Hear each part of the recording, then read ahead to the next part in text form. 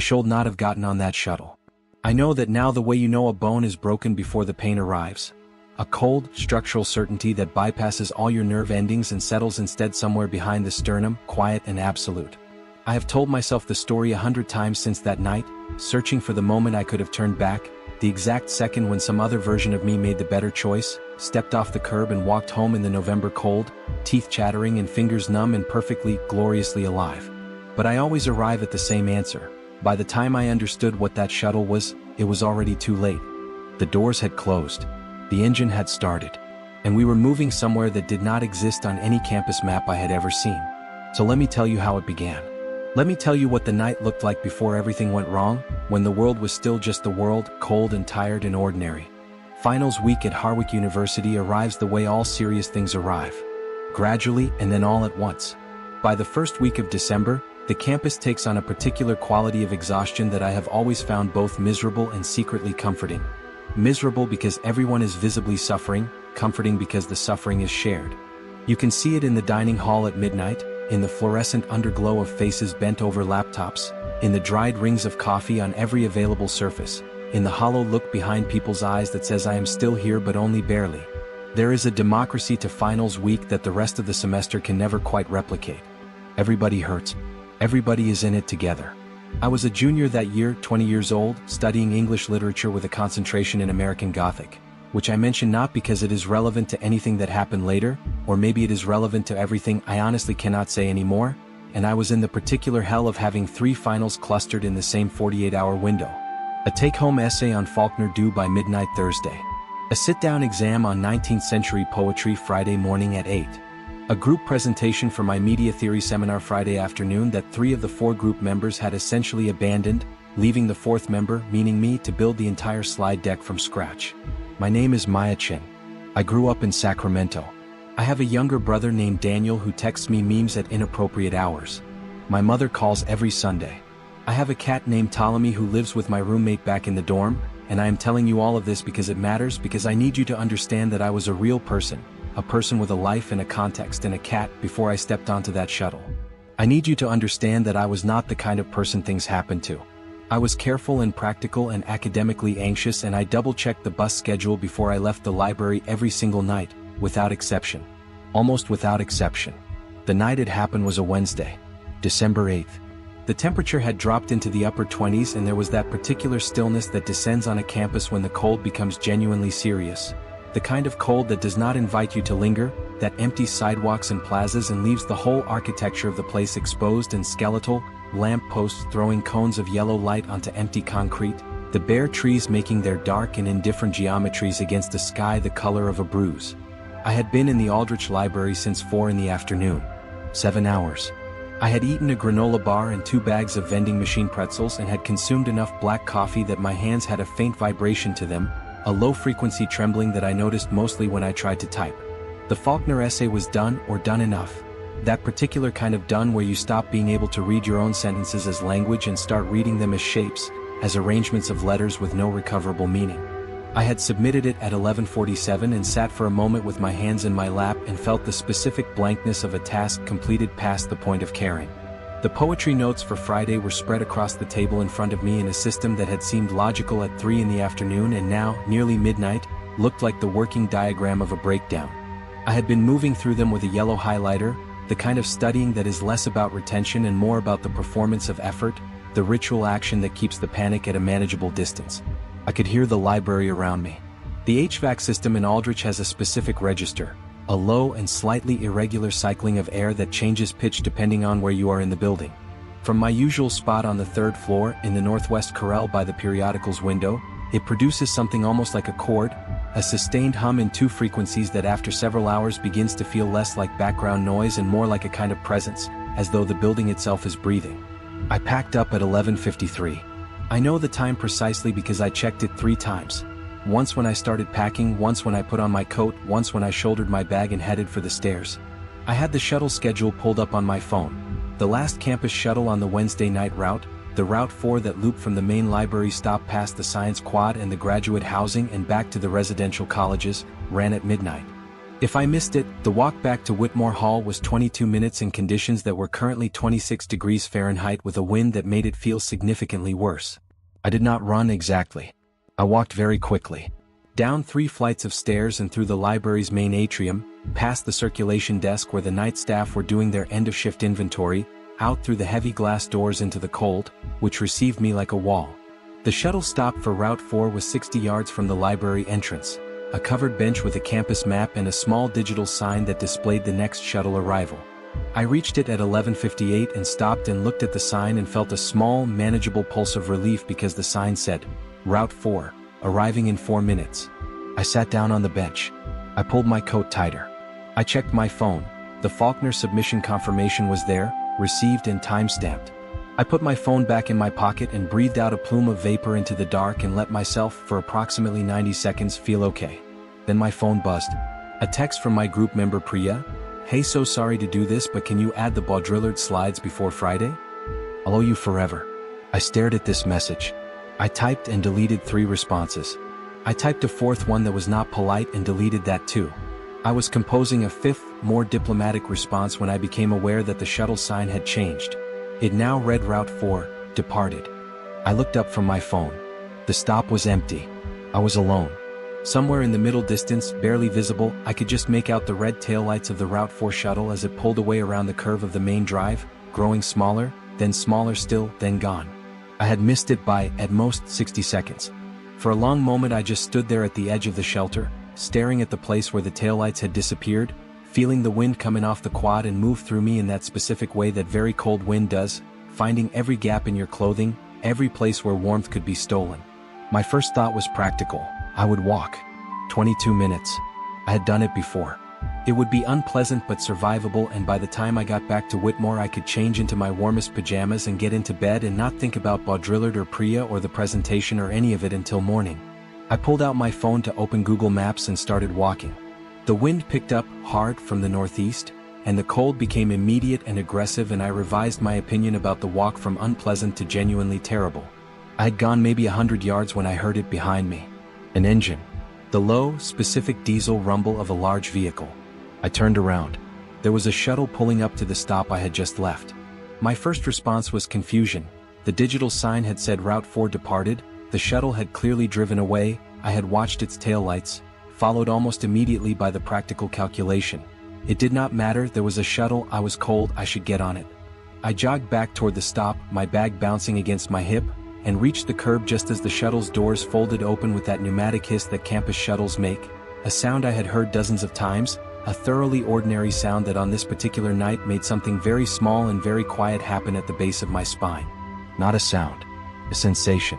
A kind of retraction, as though some part of my nervous system had identified something and withdrawn. I ignored it. It was cold. I was tired. I got on the shuttle. The first thing I noticed was the light. Campus shuttles at Harwick are equipped with the same overhead LED panels that most institutional vehicles use. They produce a clean, slightly harsh white light, the kind that is functional and inoffensive and makes everyone on board look like they are filling out paperwork in a government building. The light inside this shuttle was different. It was yellowish. Not dramatically so, not the color of candlelight or the color of old photographs, but yellow enough to register as wrong, the way a tooth that is very slightly the wrong shade registers as wrong, your eye catching the deviation before your brain can name it. I took 2 steps down the aisle and stopped. There were 7 passengers. They were seated in the arrangement that passengers on a shuttle assume when the shuttle is not full, spread out, a reasonable distance maintained between strangers, the unconscious choreography of public transit. 3 on the right side, 4 on the left, in positions that should have looked perfectly ordinary. They were dressed for the cold in coats and scarves and winter hats. They had bags, backpacks, mostly the kind that every student on campus carries. None of them had looked up when I boarded. This is not particularly unusual. People on shuttles look at their phones, look out windows, look at nothing. But I had made noise boarding, the shuffle of my boots on the grooved metal steps, the shift of my bag, and not one of the 7 passengers had registered any of it. No reflexive glance upward, no slight adjustment of posture, no small unconscious acknowledgement of another person entering a shared space. They were simply very, very still.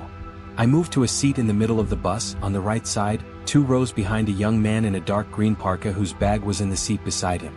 I sat down. I set my own bag in my lap. I looked out the window and watched the doors fold closed and felt the shuttle begin to move, pulling out from the stop with a low, steady acceleration. Something was wrong with the engine sound. I had ridden the campus shuttles dozens of times and I knew what they sounded like from the inside. A variable diesel rumble, louder on acceleration, fading to a lower note at speed, punctuated by the occasional click and wheeze of the hydraulic systems. This engine made a different sound, smoother, somehow, and lower, a sound that seemed to come from further beneath the floor than it should, almost from underground. It was very nearly the same sound but not quite, the way a recording of a familiar voice is very nearly the same as the voice but not quite, and the small gap between the nearly and the quite is where something unsettling lives. I took out my phone to check the route. The shuttle had not posted a route number on the front display. I had not noticed this before boarding, had not thought to check, and I wanted to confirm I was on something that would take me at least close to Whitmore Hall. My phone said 12:04 a.m. I opened maps. The GPS located me on the main drive, moving southeast, which was correct for the Route 4 trajectory. I watched the blue dot move for a moment. It moved correctly. I put the phone away and let myself breathe. In my peripheral vision, the young man in the green parka had not moved. Not at all. Not even the small ambient movements that bodies make when they are alive and present. The faint rise and fall of breathing, the microscopic shifts of weight distribution, the occasional blink. I was looking at him from an angle that showed me his profile through the gap between his seat and the window, and I watched him for what felt like a full minute and he did not move at all and he did not blink and the side of his face had a quality I am going to struggle to describe accurately but which I will try.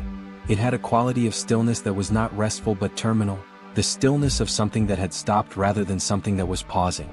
I looked away. I looked at the back of the head of the woman in the seat directly in front of me. Her hair was in a loose bun brown, with a few strands that had escaped and lay against the collar of her black coat. The strands did not move. The shuttle was in motion, there was airflow from the vents, and the loose strands of her hair did not move. I looked at the driver.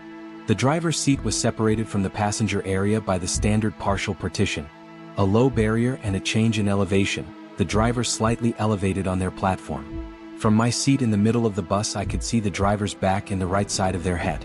They were wearing what appeared to be a standard campus shuttle uniform, the dark jacket with the university logo on the shoulder. Their hands were on the wheel. Their head was oriented forward. I watched the driver for a long time and I did not see them move either. Not the small adjustments you make when driving, the slight corrections of steering, the occasional check of the mirrors, the unconscious micro-shifts of the shoulders. Nothing. The driver sat at the wheel of the moving shuttle as though they had been placed there, as though they were a photograph of a driver rather than an actual driver, and yet the shuttle continued to move, smooth and steady and wrong, through the December dark. I told myself, you are overtired and over-caffeinated and you have just spent 7 hours in a library reading about grief and death in the American South and your nervous system is not functioning correctly. I told myself this 3 times, in those exact words like an incantation. And it almost worked. The almost is important. I was almost convinced. I had almost settled back into the performance of normalcy, the quiet social contract of the late-night transit passenger. Phone out, gaze down, pretend the world around you does not exist, when the shuttle turned left. Route 4 does not turn left onto Carver Street. I knew the route. I had ridden it enough times to have its geography mapped, imprecisely but reliably, in some part of my brain that tracks such things without being asked. From the main library stop, Route 4 continues southeast on the main drive, curves past the Morrison Science Center, passes the graduate housing on Fletcher, and then swings north toward the residential colleges. It does not turn left onto Carver Street because Carver Street leads away from campus and toward the older part of the neighborhood, the blocks of faculty housing and off-campus apartments that most undergraduates have no reason to visit. I looked out the window. The streetlights on Carver were the old-style sodium vapor lights, the orange-yellow kind that the university had replaced on campus several years ago in favor of LEDs. In their amber glow I could see the buildings along the street. Brick row houses, a small pocket park with bare trees, a laundromat with a hand-lettered sign in the window. Nothing alarming. A normal residential street in the middle of the night. But it was not the route. It was demonstrably not the route. I stood up. "Excuse me," I said. My voice came out smaller than I intended, compressed somehow by the air of the bus, by the yellowish light and the low unnatural hum and the 7 passengers who did not look up. "Excuse me, I think we're off the Route 4 path? I need to get to Whitmore Hall." No one responded. Not the driver. Not any of the 7 passengers. The shuttle continued down Carver Street with smooth and total indifference to my words. I said it again louder. Hey, I need to get off. This isn't the right route. Nothing.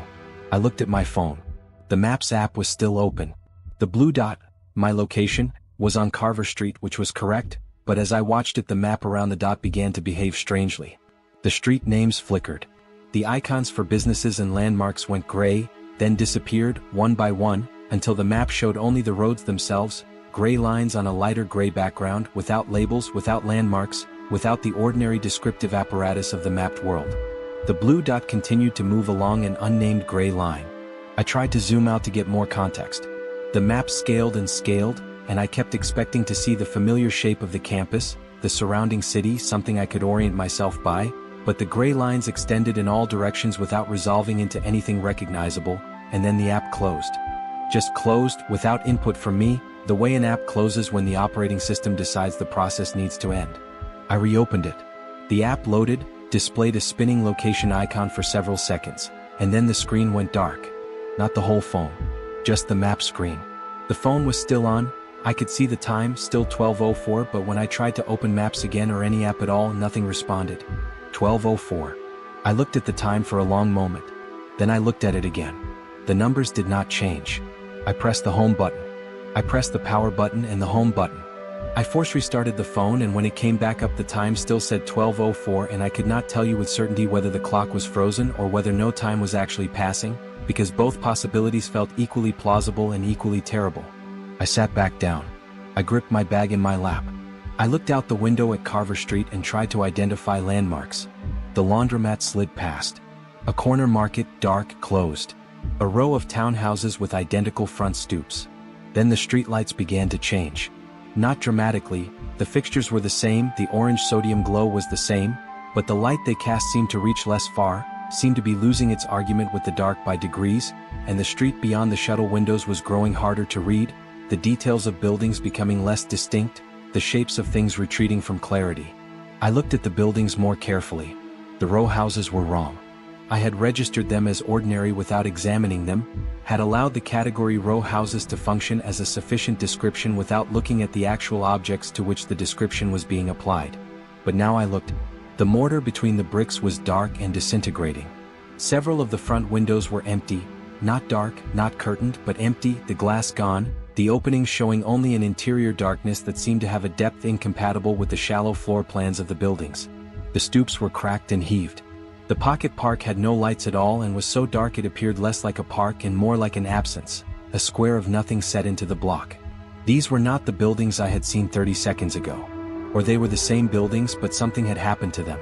Something had been peeled back, some protective layer of normalcy, leaving whatever was underneath exposed and decaying and real. It turned from the window and looked directly at the other passengers for the first time since boarding. I mean, really looked, not the peripheral glancing I had been doing, but direct frontal examination, with the specific intention of making eye contact with another human being and establishing, by that contact, that I was not alone on this bus, and whatever sense of alone was beginning to feel relevant.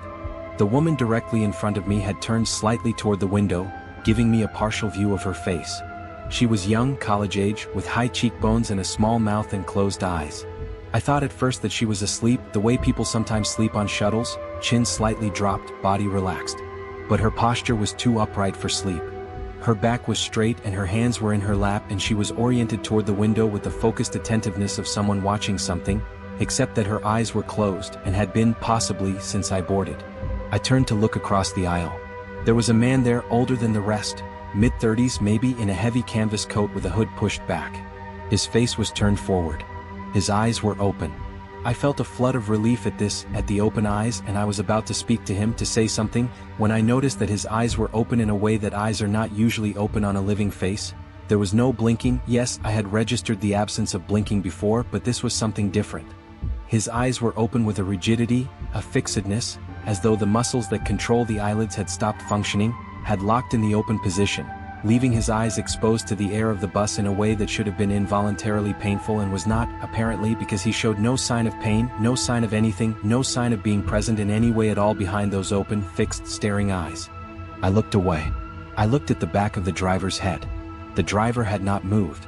The shuttle was navigating, taking turns, maintaining speed, adapting to whatever lay in the road ahead, but the driver was not visibly doing any of the things required to navigate a vehicle. The hands were on the wheel but not moving. The head was oriented forward but not scanning. It was as though the shuttle were driving itself and the driver were simply occupying the driver's seat as a formality, a prop placed there to prevent alarm. I thought, I need to get to the door. The rear emergency exit. I turned to look at it, the red handle, the red lettering, the standard campus shuttle layout, and then very quietly began to collect my bag from my lap and prepare to stand. My plan was simple: stand, move to the back of the bus, push the emergency exit and get out. We were not moving fast. I would fall maybe. I would get scraped up and frightened and cold. But I would be out. I stood. When I stood, every passenger on the bus turned to look at me. Not gradually. Not one by one. Simultaneously. All 7 of them, in a single smooth motion, turned their heads and directed their eyes at me at the exact same instant. The woman with closed eyes opened her eyes. The man with the rigidly open eyes did not change the quality of his stare but oriented it in my direction. The young man in the green parka turned from the window.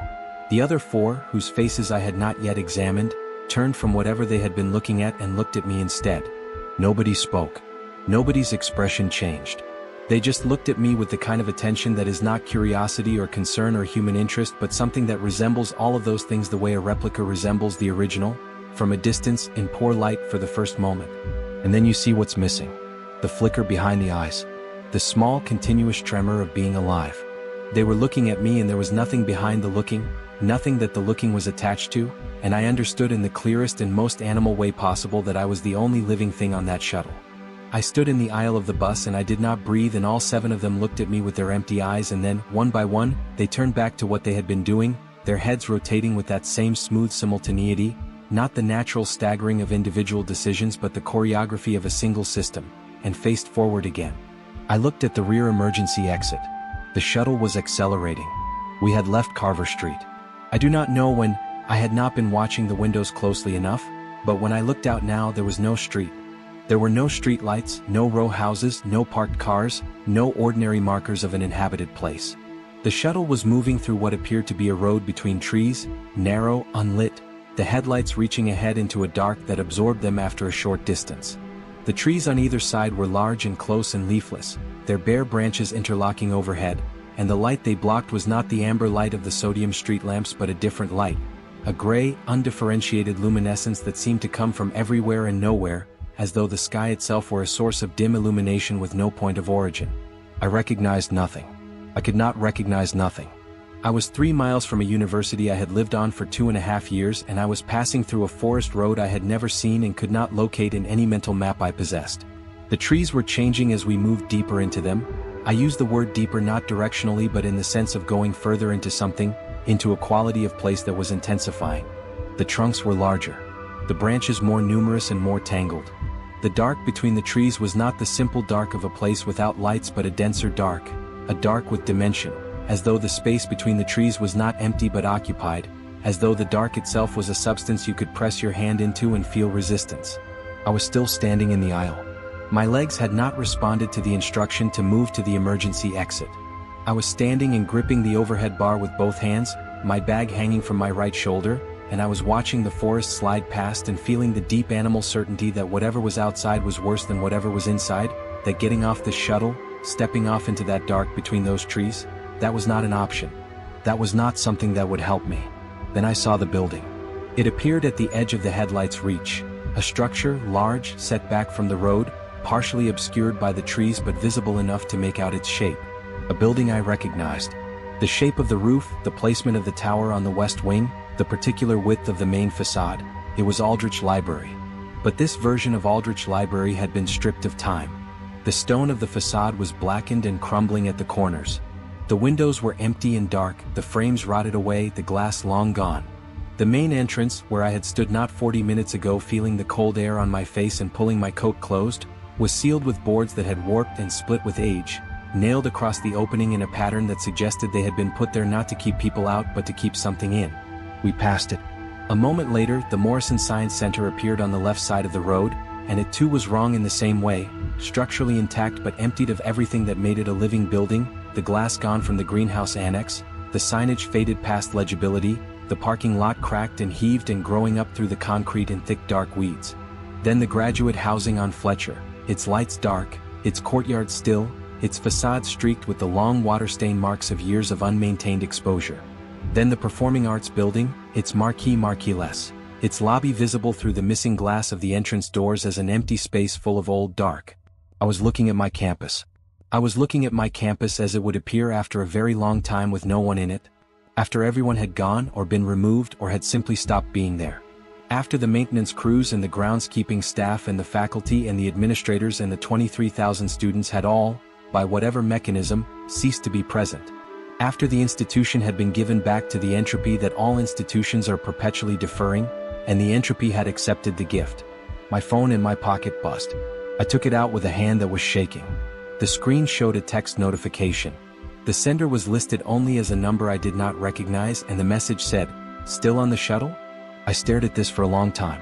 Then I typed back, "Who is this?" The message failed to send. The little indicator spun and then showed the red exclamation of a failed delivery. I tried again. Failed again. I looked at the time, still 12:04. I looked at the signal bars. No service, which was impossible. Harwick's campus and the surrounding neighborhood had full coverage. I had never had no service anywhere in this area, and the Wi-Fi symbol too was gone, replaced by the empty icon of a disconnected device. The unknown numbers message was still there. Still on the shuttle? I thought about this message for a long time. I thought about who could have sent it, how it had arrived with no signal available, what it meant that the question was phrased with the presumption that I might still be on the shuttle rather than the question of whether I had gotten home safely. It was phrased as though someone knew where I was. As though someone was watching and concerned and wanted to know how close I was to whatever was coming. The shuttle was slowing down. It decelerated gradually, the way shuttles do when approaching a stop, the engine dropping to a lower note, the forward momentum easing without any sharp intervention.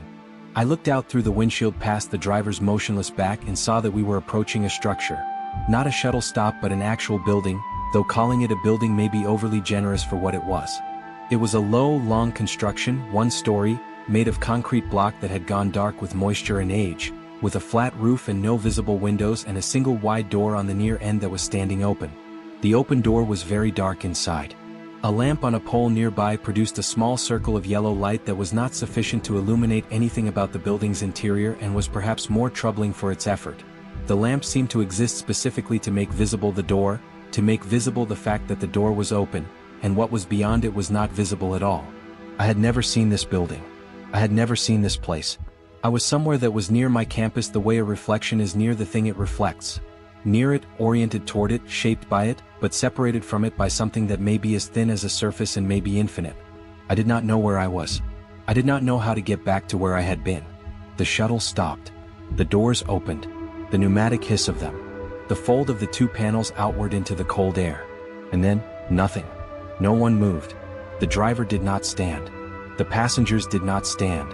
The yellow overhead light continued its wrong tint, continued its thin illumination of the aisle and the seats and the 7 passengers who sat in them. I waited for something to happen. 30 seconds. A minute. 60 seconds of absolute stillness, of the shuttle idling in front of the open-doored building and no one in the shuttle moving or speaking or demonstrating any intention to do anything at all.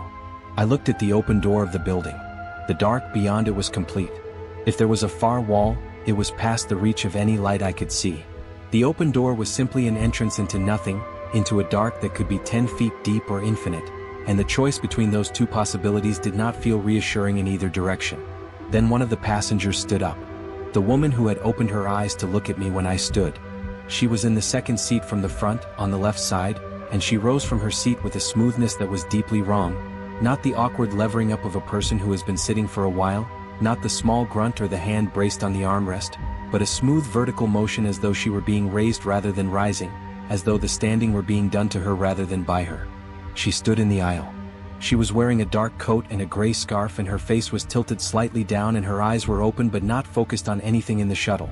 Not on me, not on the door, not on any specific point in space that I could identify.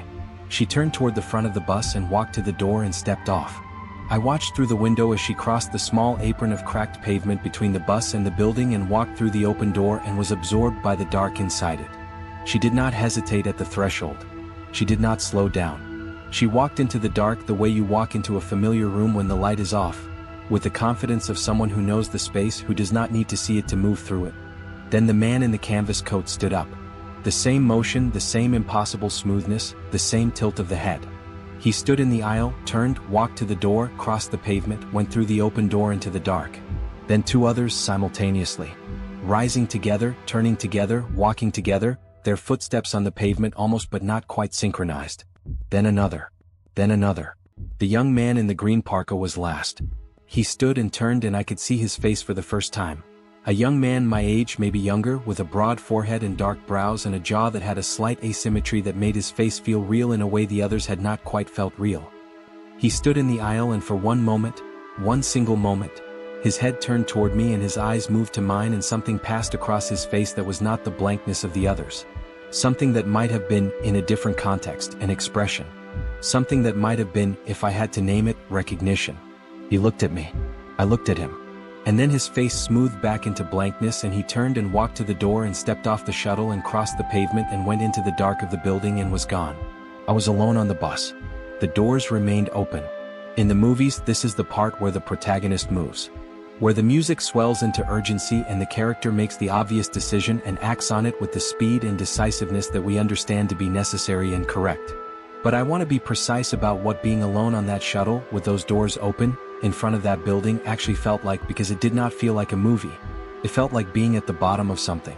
It felt like the air had been changed, replaced with something that had the same properties as air in terms of breathability but was otherwise different, heavier or thicker or charged with a quality I cannot name because it is not a quality I had ever encountered before in air.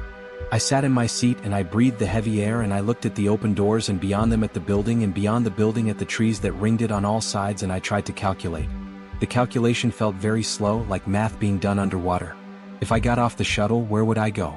Not into the building. Not into the dark beyond the building's door. Away from the building, into the trees. But the trees were the forest I had seen from the windows, the strange forest that had appeared from nowhere and that I had no map of and no compass for and that had a quality, as I had noted, of occupied darkness.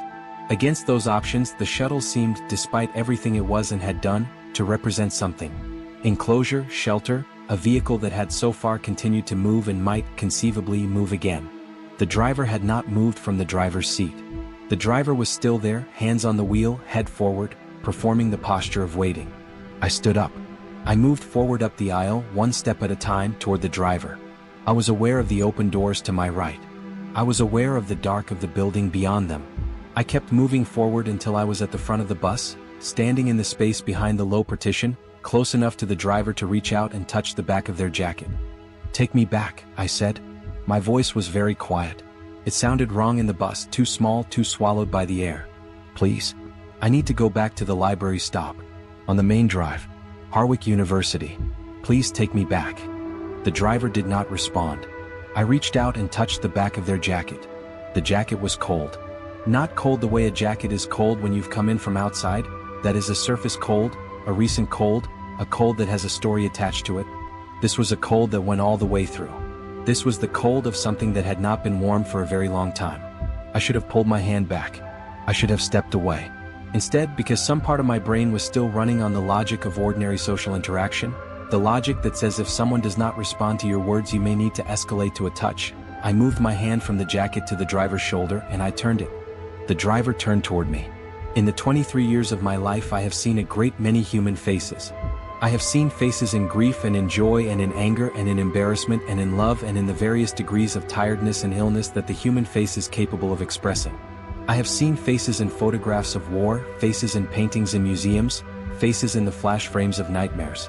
I believed before that moment that I had a fairly complete catalog of what a face could be. The driver's face was not in the catalog. It was not that it was monstrous. It was not distorted or transformed into something overtly inhuman. It was a face that, by all the usual measurements, was a face. The arrangement of features and the positions that faces have features, the two eyes and the nose and the mouth and the proportions and positions that faces have these things. But the proportions were not quite right, in a way that was very difficult to specify and impossible to dismiss once you had noticed it. The distance between the eyes and the mouth was slightly too much. The ears were set slightly too high. The eyes themselves were the color of eyes, a medium brown, ordinary, but they were not oriented correctly, were aimed not quite at me but at a point that seemed to be located slightly behind or inside me, as though what they were looking at was not my face but the space my face was occupying. And the face had been still for so long. The skin of it had the quality of something that had not made an expression in a very long time. The musculature beneath it seemed to have forgotten its purpose. It was a face that had stopped being a face in any functional sense and had become instead a surface, a front, something that was placed at the front of a head to fulfill the expectation that a head would have a face, without any of the inner machinery that makes a face mean anything. I stepped backward. I stepped back until I hit the fare box, and then I continued stepping back into the aisle, away from the driver, and the driver's face tracked me as I went, not with movement but with that same quality of orientation, the eyes staying aimed at the space slightly behind my face, following me without following me. The doors were still open. I looked at them. I looked at the open night beyond them. And then, for the first time, something in me broke through the paralysis, something that was not courage or reason but the pure unmediated biology of an animal that has identified a threat. A cortisol spike, an adrenaline flood, a sudden and absolute contraction of every cognitive process down to the single irreducible point. Out. I ran. Hit the open door at full speed, and the cold outside was a shock that felt, absurdly, like relief. Actual air, actual cold, actual ground under my feet as I landed on the cracked pavement and kept running, away from the building with its open door and its consumed darkness, away from the pool of yellow lamplight, into the tree line and beyond it. The trees closed around me. The ground was uneven, roots and frozen mud and a thin skim of ice over standing water in the low places, and I stumbled twice and caught myself and kept going. Branches at head height. The crash and crack of frozen underbrush under my feet. The cold air burning in my lungs the way cold air does when you are working hard. A clean specific pain that was the most real thing I had felt in what seemed like hours. I did not hear the shuttle behind me. I did not hear footsteps.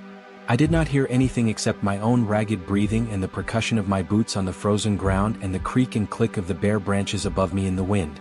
I ran for a long time, long enough that my thighs were burning and my lungs had moved from pain into a kind of numb efficiency, and my thoughts had been compressed by exertion into a single repeating phrase that was less a phrase than a sound I was making internally in time with my footfalls. Out, out, out, out, out. And then there was light ahead. Yellow light, but different from the lamppost near the building. Multiple sources, the scattered warm light of buildings, of inhabited space, of windows with people behind them. I broke out of the trees onto a sidewalk and stopped. I was on Carver Street. The ordinary Carver Street. The laundromat with its hand-lettered sign, the corner market, the row houses with their intact windows and their warm domestic rectangles of light. The sodium vapor street lamps burning orange overhead. The familiar topography of a neighborhood that existed in the world I had started from. I stood on the sidewalk with my hands on my knees and breathed. I was shaking, cold and adrenaline and the aftermath of something I did not yet have words for. My face was wet. I touched it and found that I was crying, though I had not been aware of starting, and I let it happen because I had just gotten off a bus of the dead and run through a forest that should not have existed, and I felt, dimly, that I had perhaps earned it. When I could breathe normally, I took out my phone. The time said 12:11. It had moved.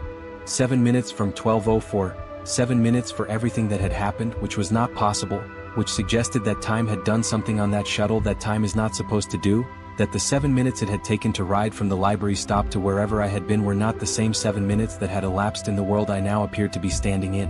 The signal bars were back. I had 4 bars of LTE and full Wi-Fi. Everything in my pocket was working and the world was transmitting correctly, and I was on Carver Street and I was 20 years old and alive. I opened my messages. The unknown numbers text was there. Still on the shuttle? I typed, I got off. I'm on Carver. I'm okay, I think. Who is this? The message sent. The delivery receipt appeared. I stood on the sidewalk and waited. 30 seconds. A minute. No response. I started walking toward campus. The cold was the same cold it had been when I left the library, the 26 degrees with the northeastern wind, and I pulled my coat tight and put my head down and walked. My footsteps on the sidewalk were my own and the sound they made was correct and the world around me was correctly the world, and I told myself I was fine. I was 4 blocks from the edge of campus when my phone buzzed with a response from the unknown number. I stopped walking. I held the phone in both hands and looked at the screen. The message said, "Good. Don't take the shuttle again. Not that one." I stood on the sidewalk in the cold and looked at this message. I typed, "What was that? Who are you? Do you know what happened?" 3 dots appeared. Someone typing. I watched the 3 dots for a long moment. Then they disappeared. No message arrived. I kept walking. I got back to campus. I went through the east gate and along the main drive, and the campus was the campus, lit and intact and cold and real, the Morrison Science Center with its greenhouse glowing, the performing arts building with its marquee lit, students visible through the windows of the 24-hour study rooms in the student union. All of it correctly present. All of it continuous with the world I had always known. I did not take the shuttle. I walked the rest of the way to Whitmore Hall and let myself in with my key card and went up to my room and sat on my bed with my coat still on for a long time. Ptolemy came and pushed his head against my hand, which was something he did when he sensed, correctly, always correctly, that something was wrong. I held him for a long time. He purred. I sat in the ordinary warm dark of my room and breathed and tried to inventory what I knew and did not know and what, if anything, I was going to do about any of it. I know what you are going to say. You are going to say that there is an explanation. That I was exhausted and overcaffeinated and had been reading dark literature for 7 hours, and what I experienced was the hypnagogic confusion of a brain running on 4 hours of sleep and too much coffee and the ambient anxiety of a student in the middle of finals week.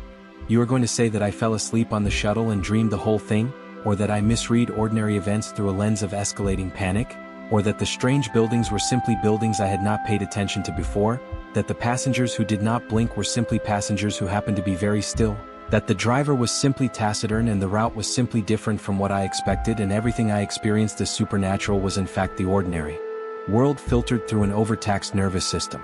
You are going to say that. And you are not wrong to say it.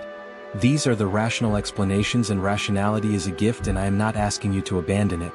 I am only going to tell you the rest of what I know and let you determine for yourself whether the rational explanations remain adequate. I know that the young man in the green parka, the one who turned and looked at me before he left the bus, the one with the asymmetric jaw and the expression that might have been recognition, I know who he was. I recognized him when I got home and lay in bed unable to sleep and found my eyes going to the bulletin board above my desk where I pin things that are relevant to my coursework and my life. A flyer that had been posted around campus the previous September, the kind of flyer that goes up when a student goes missing. His name was Marcus Webb. He was a sophomore. He had last been seen on a Tuesday night in September, leaving the main library at approximately midnight. He had been heading for the shuttle stop. He had never arrived at his dormitory. He had, as of December, not been found. I know this because I had pinned the flyer to my board when I first saw it, in September, out of the same ambient campus community concern that leads people to pin such flyers. I had looked at his photograph, a smiling photograph, the kind used for ID cards and yearbooks, enough times to have his face somewhere in my memory. And when he turned and looked at me in the aisle of that shuttle, I had not recognized him.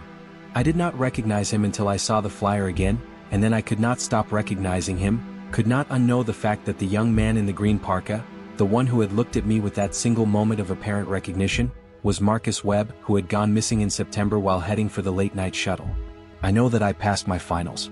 I know that I finished the semester and went home for winter break and sat at my parents' kitchen table in Sacramento and ate my mother's cooking and slept for 12 hours a night and slowly, over the course of several weeks, allowed myself to believe that I had come through something, that whatever had happened on that shuttle, I was on the other side of it and it was behind me. I know that I never saw the unknown number's text again. I know that when I tried to search the number it returned nothing, no records, no associated account, no carrier information. I know that I have no idea who sent those messages or how they sent them through a dead signal, and I have accepted that I probably never will. I know that I do not take late-night shuttles anymore. I know that I do not take any shuttles anymore if I can help it, and when I cannot help it, when the distance is too far and the weather too bad and the alternative is a walk I cannot make, I sit very close to the door with my hand on my bag and I watch the other passengers. I watch them the way you watch a wound you are not sure has stopped bleeding. I look for blinking. I look for the small continuous movements of living bodies. I look for the quality of attention that a person has when they are genuinely present, genuinely there, genuinely alive behind their eyes. I know that most of the time the other passengers are alive. I know that the driver's face is almost always a face in the usual sense of the word, oriented and present and moving with the normal expressiveness of a person doing their job. I know that the route almost always goes where the route is supposed to go, and the buildings outside the windows are the buildings that are supposed to be there, intact and inhabited and lit. Almost always. I know that there have been 2 nights since December when the shuttle I was on slowed down, very slightly, at a stop where no one was waiting, and held there for a moment, the doors not opening, the engine idling, the overhead lights flickering once, before continuing on its route. I know that on one of those nights I looked out the window at the empty stop and saw, for just a moment, the shadow of someone standing under the shelter. Not a person. A shadow without a source. A shadow waiting for a ride. I know one more thing. I know it and I have not told anyone until now because saying it out loud requires me to think about what it might mean, and thinking about what it might mean requires me to consider possibilities that I am not certain I can hold in my mind without something fundamental changing about how I understand my own life, my own continuity, my own claim to being here, awake, writing these words in a room in a world I have chosen to believe is real. I know that the text from the unknown number, still on the shuttle, was sent to my phone at 12:04 a.m. I know that the last photograph my phone's camera roll shows from that night, a photo I do not remember taking, is timestamped 12:04 a.m. The photo shows the interior of a shuttle at night. The overhead lights are on, casting their yellowish glow across the empty seats. Empty seats, all of them. No passengers. No driver visible from the angle. The aisle of the shuttle, stretching toward the back, the emergency exit at the end, the red handle and the red lettering visible and clear. The seats are all empty except one. In the middle of the bus, on the right side, 2 rows behind where the man in the green parka had been sitting, in what I am almost certain was my seat, there is a figure. The figure is seated facing forward, a bag in their lap, a winter coat, dark hair. The figure's face is turned toward the window, away from the camera. I cannot see the face. I cannot determine with certainty who the figure is. But I recognize the coat. I recognize the bag. I recognize the particular posture of someone who has been sitting for a long time, shoulders slightly forward, head inclined, the posture of a person who is very tired and has far yet to go. The photo is on my phone. I took it at 12:04 a.m. I do not remember taking it. The shuttle in the photo is empty of everyone except the person in my seat with my bag in my coat. I am 20 years old. I study English literature. I have a cat named Ptolemy and a brother named Daniel and a mother who calls every Sunday. I am sitting at a desk in my room at Whitmore Hall and writing these words, and I am here, I am present, I am as certain of my own existence as I have ever been certain of anything. And yet there are moments, late at night, when the campus is quiet and the HVAC in Whitmore makes its low and irregular cycling sound, and the lights in the hallway outside my door flicker the way they sometimes do. There are moments when I become aware of a sensation I cannot entirely account for. A sensation of continuity interrupted. Of there being a seam somewhere, a place where the thread of my experience was cut and rejoined, and the joining is almost seamless, almost invisible, almost perfect. Almost. Because I cannot fully remember getting off the shuttle. I remember deciding to run. I remember standing in the aisle and the biology of panic taking over, the pure animal reduction to the single point of out. I remember intending to run.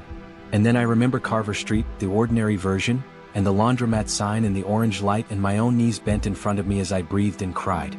But the moment between those two things, the running, the escape, the transit from the shuttle to the street, that moment has a quality different from the moments around it. It does not have the texture of memory. It does not have the small incidental details that real experiences accrete. What I stepped on, what I felt when I hit the cold air, how long I ran, which direction. It is smooth where memory should be rough. It is sealed. I do not know what that means. I have decided, provisionally, to believe that it means nothing, that the trauma of the experience erased the details of the escape the way trauma sometimes does, that the brain, overwhelmed, simply did not write that chapter down. I have decided to believe this. Most days the decision holds. Most days I can look out my window at the campus lit below and feel the warmth of the room behind me and tell myself that the shuttle is behind me, that I left it and did not stay, that whatever that vehicle was and wherever it goes and whatever it carries through the December dark toward that open-doored building in the impossible forest, I am not part of it, I am not on it, I am here. Most days. But some nights I close my eyes on the pillow and feel the low, smooth hum of an engine beneath me, and the faint sway of a vehicle in motion, and when I open my eyes I am not certain the way I need to be certain, whether I am waking up or whether I am only dreaming that I am. Whether I ever stopped riding. Whether the doors ever really opened for me at all.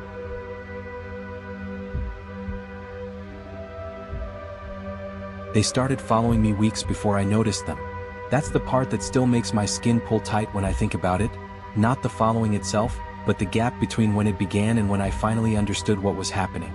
All those nights walking home from campus, all those stretches of lamplight and cracked sidewalk and quiet suburban dark, and I had no idea. I was just a person walking. I thought I was alone. I wasn't. I need to be careful about how I tell this. I've tried before, to a counselor who wrote notes on a yellow legal pad without ever meeting my eyes, to a friend who stopped returning my calls around the 3rd week of this, to a police officer who kept glancing at the door like he had somewhere more important to be. Every time I tell it, the same thing happens. The person across from me makes a face. Not a frightened face. A concerned face. The kind of face you make when someone is clearly unwell and you're calculating how quickly you can remove yourself from the conversation without seeming unkind. So I've stopped trying to make anyone believe me. I'm not telling this to be believed. I'm telling this because I have to put it somewhere outside of myself, because carrying it inside is a particular kind of suffocation.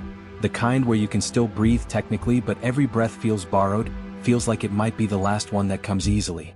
I'm telling this because the alternative is silence, and I have spent enough months in silence with this thing that I understand what silence costs. This is just what happened. This is just what's still happening. I was a second-year graduate student that fall, studying American literature at a mid-sized university in the Midwest. One of those flat, gray-skied towns that exists almost entirely to host the university, the kind of place where October comes early and stays long and the trees go skeletal before you've had a chance to enjoy what was left of summer. The town had a certain quality of stillness in the evenings that I had always found pleasant before all of this. The residential streets around campus were full of faculty houses with deep front porches and old-growth oaks that lost their leaves in a long, mournful process that lasted most of October. In previous years I had liked the walk home. I had liked the particular silence of it, the way the rest of the world seemed to hold its breath on those dark residential blocks. I understand now that the silence was not the world holding its breath. Or not only that. I lived in a rental house about 1.5 miles from campus, sharing it with 2 other graduate students who were both in the sciences and kept opposite hours from me. We were cordial in the kitchen and strangers everywhere else, which suited all of us fine. Ethan was a biology PhD student who woke at 5 and was in lab by 6 and was asleep by 10. Miriam was a chemistry postdoc who worked in a pattern that seemed to follow no circadian logic I could identify, sometimes present at 2 in the morning and sometimes absent for 48 hours and sometimes asleep on the couch when I came down to make coffee. We did not eat together or socialize or have the kinds of conversations that go beyond the logistical. We left notes about the dishwasher and replacement dish soap. This is the full extent of our relationship, and it is relevant because it means that when the things that happened inside the house began, I was essentially alone in navigating them. There was no one I could turn to at midnight and say, "Do you hear that?" I had a night seminar that semester, a Victorian literature course that ran from 7 to 10 on Tuesdays and Thursdays. The campus shuttle stopped running at 9. I never bothered with the campus bus system because the route it took added 20 minutes to the trip and the shelters were cold and poorly lit, and I had, before all of this, always felt entirely safe walking home alone. I am 26 years old, reasonably tall, not someone who has historically given much thought to late-night safety on familiar streets. The route was direct and simple. Out through the Humanities Quad, past the parking structure on Denfield Avenue, down the long residential stretch of Oakhurst Street, left on Pemmer, right on Calumet, and then I was home. 23 minutes at a normal pace. I'd done it dozens of times since the semester started in September. I knew every crack in the sidewalk, every house with the perpetually broken guttering, every corner where a streetlight had been out since August and the city hadn't gotten around to replacing. I wore earbuds sometimes. Podcasts, usually, or music if it was a night when the seminar had gone badly and I needed something to crowd out my own thoughts. The seminar had been going badly for much of September. Our professor was brilliant and demanding, and I had not yet learned to read the rhythms of her expectations, and I was coming home from seminars with my mind still churning through the conversation, still replaying the sharper arguments I should have made, still untangling the threads of whatever I'd gotten wrong. The music helped. I remember, and I want to be precise about this, I remember that on the night I first noticed the footsteps I was not wearing earbuds. I had them around my neck, cord dangling, because I'd taken them out to answer a text from my mother that I'd then forgotten to respond to. It was a Tuesday in mid-October. The temperature had dropped sharply in the past week and my breath was making small clouds in front of my face. The leaves on the Oakhurst maples had gone fully gold and the wind was pulling them loose in clusters, scattering them across the sidewalk in a way that was objectively beautiful and that I was, on that particular evening, too tired to appreciate. I had reached the long part of Oakhurst Street, the part that runs past all the faculty houses with their porch lights on and their windows glowing amber, when I became aware of a sound behind me. Footsteps. Even paced. Solid.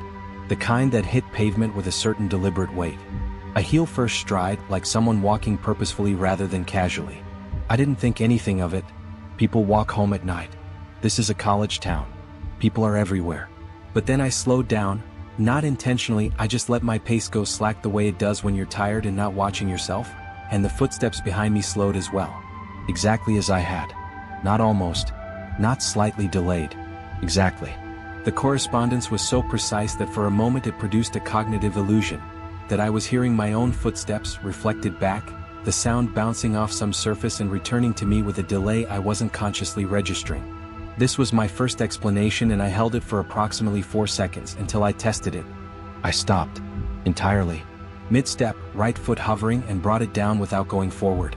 The footsteps stopped. I stood there in front of a house with a carved pumpkin rotting on the porch steps, listening to the silence, feeling my pulse doing something complicated in my throat. I waited for 10 seconds. 20. No sound. No movement. The only sound was the wind pulling at the oak branches overhead, a dry, papery rattling that suddenly felt very loud in the quiet. When I turned around, the street behind me was empty, 30-40 feet of clear sidewalk all the way back to the lit corner where Oakhurst met Denfield. Nobody. A car passed on the cross street a block away. A dog barked somewhere in a backyard and then subsided. Normal sounds. The world continuing as normal. I turned back around and walked home, faster than usual, telling myself the timing had been coincidence. I'd slowed, the other person had slowed, and then they'd turned into one of those faculty houses or taken a side path I hadn't noticed. The sound had stopped simply because they had reached their destination. Reasonable. Logical. The brain's first, best instinct is to arrange the world into something sensible. The brain is deeply reluctant to conclude that a thing is wrong when there is still any available explanation that says the thing is fine. This is, under normal circumstances, a useful feature of human cognition. It keeps you from spending your days in a state of constant low-grade alarm. Under these circumstances, it gave me 12 more nights of false peace before everything changed. I went home. I made tea. I read 50 pages of Middlemarch for Thursday's seminar and fell asleep on the couch with the lights on, and when I woke at 2 in the morning to the sound of Ethan coming in from the lab, I felt only the mild disorientation of accidental sleep and nothing else. The footsteps were filed away. Not gone. I am certain now that some part of me retained them, some primitive stratum of neural activity that doesn't answer to the conscious mind, but filed. Categorized as anomaly and set aside. I didn't think about it again until Thursday. Thursday was colder. The sky had been low and flat all day, the kind of overcast that seems to compress the air beneath it, pushing everything closer to the ground. The trees on Oakhurst had lost another third of their leaves in the wind since Tuesday, and the ones remaining had gone from gold to a darker, more reluctant color, the color of things that are giving up. By the time seminar ended at 10, the temperature was in the low 40s and the wind came in uneven gusts that rattled the half-stripped branches overhead like someone drawing their fingers along a washboard. I was 3 blocks down Oakhurst when I heard them again. The same footsteps. The same weight, the same rhythm, the same patient, metronomic pace that matched mine step for step. There was no ambiguity this time about the sound's origin. It was behind me, close, on the same sidewalk I was walking. Not a parallel street. Not an echo. Behind me. This time I was paying attention. I counted my own strides. 1, 2, 3, 4, and behind me 1, 2, 3, 4. Perfect correspondence. I changed my pace deliberately, stretched my stride, made my steps longer and slower. The footsteps behind me stretched accordingly. I shortened them, quickened, made them rapid and tight. The footsteps quickened. There was no lag, no delay in which a normal person adjusting their pace to match mine would have briefly been audibly out of sync. The adjustment was instantaneous. As if whatever was behind me was not reacting to my pace but generating it, not following me but somehow operating on the same signal, the same source. I stopped. The footsteps stopped. The silence was immediate and total in a way that felt wrong because silence is never that clean. There's always something, wind or a distant car or the smallest settling sound that ordinary ambient noise produces. But in the moment after the footsteps stopped, there was nothing. As if the street had been muted. As if someone had cut the ambient track and left only the sound of my own blood in my ears. I made myself turn around slowly. Not quickly. I didn't want to look like I was afraid, which is a strange concern in retrospect. I was afraid, and more importantly there was apparently no one there to observe me being afraid. But the instinct was strong. Do not flinch, do not run, do not give whatever is watching you the satisfaction of seeing you break. The sidewalk behind me was empty. There was a lamppost 40 feet back, its orange light casting a pool that showed me clearly. Wet pavement, a few dead leaves pressed flat by moisture, a bicycle padlock to a fence post with a combination lock that had gone slightly rusty. No person.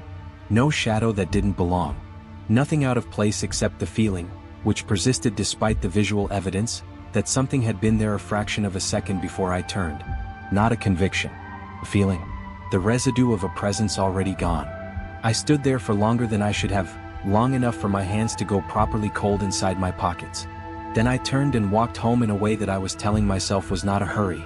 My reflection accompanied me in the dark windows of parked cars as I passed, keeping pace with me on my left, and I made myself not look at it. I did not sleep well that night. I lay in bed with the lamp on until midnight, reading the same paragraph of my secondary source 3 times without absorbing any of it, and then I turned off the lamp and lay in the dark with my eyes open and cataloged sounds. The furnace cycling. Miriam's footsteps in the kitchen below. A car alarm briefly activating 2 streets over and then silencing. The particular quiet of the street outside my window, which was a residential quiet. No foot traffic, just the occasional vehicle, and which was exactly as it had been on every previous night. But I was listening to it differently now, with a new attentiveness. Not passive hearing but active monitoring. And I don't know if this new attentiveness was what let me hear things I had previously filtered out, or whether things I had previously filtered out were now genuinely present. This is, in some ways, the central question of everything that followed, and I have not resolved it. By morning I had an explanation ready. It was a sound trick of the urban environment, the way footsteps from a parallel street can seem very close on certain atmospheric nights. Low cloud cover reduces the usual sound dispersion, amplifies and displaces acoustic signals. I'd read about this.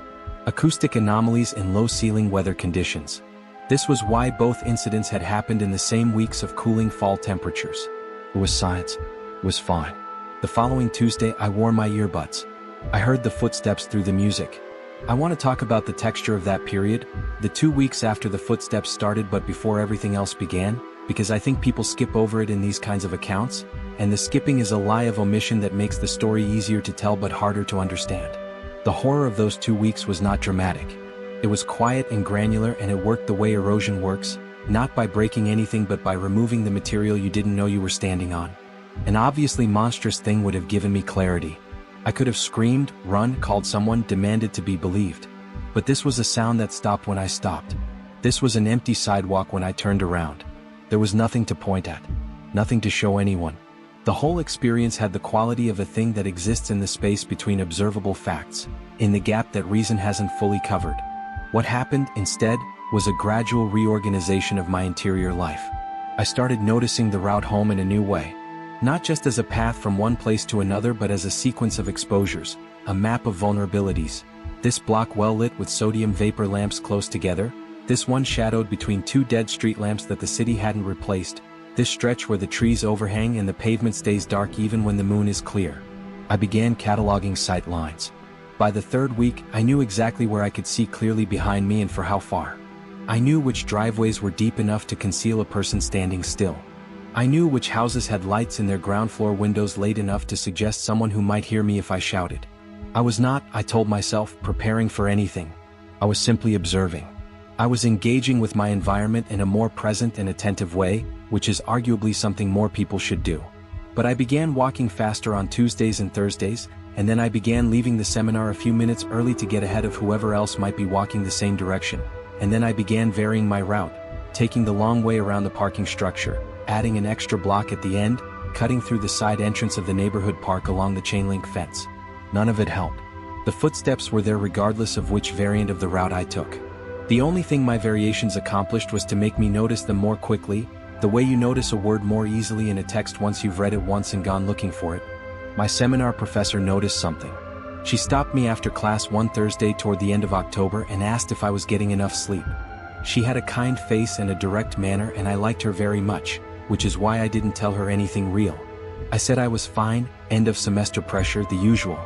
She told me the university had good counseling resources and that my contributions to the seminar had been a little more interior lately, her phrase, and that she hoped whatever it was would resolve. I thanked her and left. That phrase stayed with me. A little more interior. She was right. I was becoming interior. The thing outside was pulling me inward. I started carrying my keys in my fist on the walk home. Not arranged in any way that would actually function as a weapon. I'm not under any illusion that keys between the knuckles constitute effective self-defense, but held, gripped, the metal pressing against my palm, the slight discomfort of it keeping me present in my body at moments when my mind was threatening to go somewhere I didn't want it to go. I had almost convinced myself that the footsteps were an acoustic phenomenon, that I was sensitized to a sound I had always heard on that walk but never noticed before, that the human brain in a state of moderate stress will manufacture patterns from neutral inputs. I was a graduate student. I had read enough psychology to have access to the vocabulary of self-reassurance. I was fluent in the language of rational explanation. And then came the night of the reflection. There is a stretch of Oakhurst Street about a third of the way along, where a large commercial building sits set back from the road. A dry cleaning business that had closed sometime in the mid-2000s, its windows dark and intact and still perfectly reflective, the old-fashioned plate glass kind that they don't install anymore. The storefront was enormous for its era, the windows high and wide and unobstructed, and at night they functioned like imperfect mirrors, giving back a distorted image of whatever was across the street. I had caught my own reflection in them before, a slim, dark-coated shape moving briskly past, without ever paying attention, the way you don't pay attention to your reflection in a car window or a glass door, your brain registering and discarding the visual data as non-essential. The last Thursday of October. Cold enough for a real coat now, cold enough to see my breath clearly. The footsteps were already behind me, had been since I left the humanities quad, that same steady pace. I had stopped trying to locate their source by turning around because turning around did nothing, showed me nothing, cost me only the specific dread of an empty street. I was passing the dry cleaning building, eyes forward, chin slightly down against the wind, when I glanced at the windows. I saw my reflection. Dark coat, shoulders slightly hunched against the cold, moving at a brisk walk, my breath making a pale smear ahead of my mouth. And behind my reflection, close enough that the top of its head was nearly level with my shoulder. A second shape. I stopped. I spun around. The street was empty. I turned back to the windows. My own reflection looked back at me, hands now partially raised in the startled posture I'd assumed when I spun, my face showing something I didn't like seeing. The windows showed the empty street behind me clearly. No second shape. Just my reflection and the street and the orange smear of the lamppost behind me.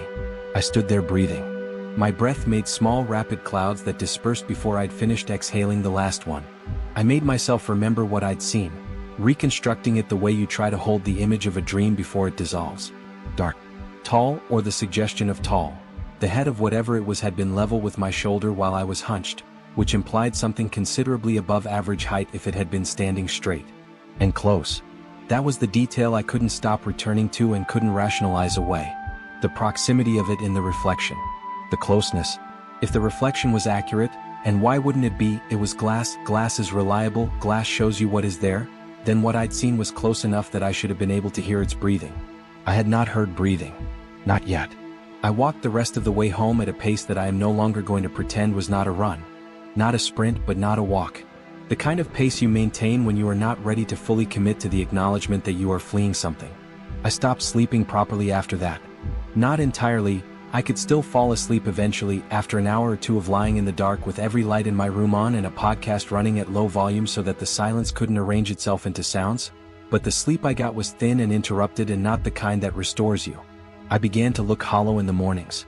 The skin under my eyes turned the color of old bruising. I dropped weight not intentionally, just because appetite and sleep share certain regulatory machinery and when one fails the other tends to follow. My office mates at the graduate study hall started giving me the look. The precursor look, the preconcerned face look, and I began avoiding the study hall and working in my room instead, which made everything worse in ways I understood too late. I avoided mirrors. This is the part that embarrasses me most to recount, because it seems so small and irrational, the kind of behavior that reads most clearly as pathological from the outside. But after the dry cleaning window, the fundamental promise of a reflective surface, that it shows you the true state of things, that it gives you verifiable visual information about the space behind you, had been broken. What the window had shown me was not what I found when I turned around.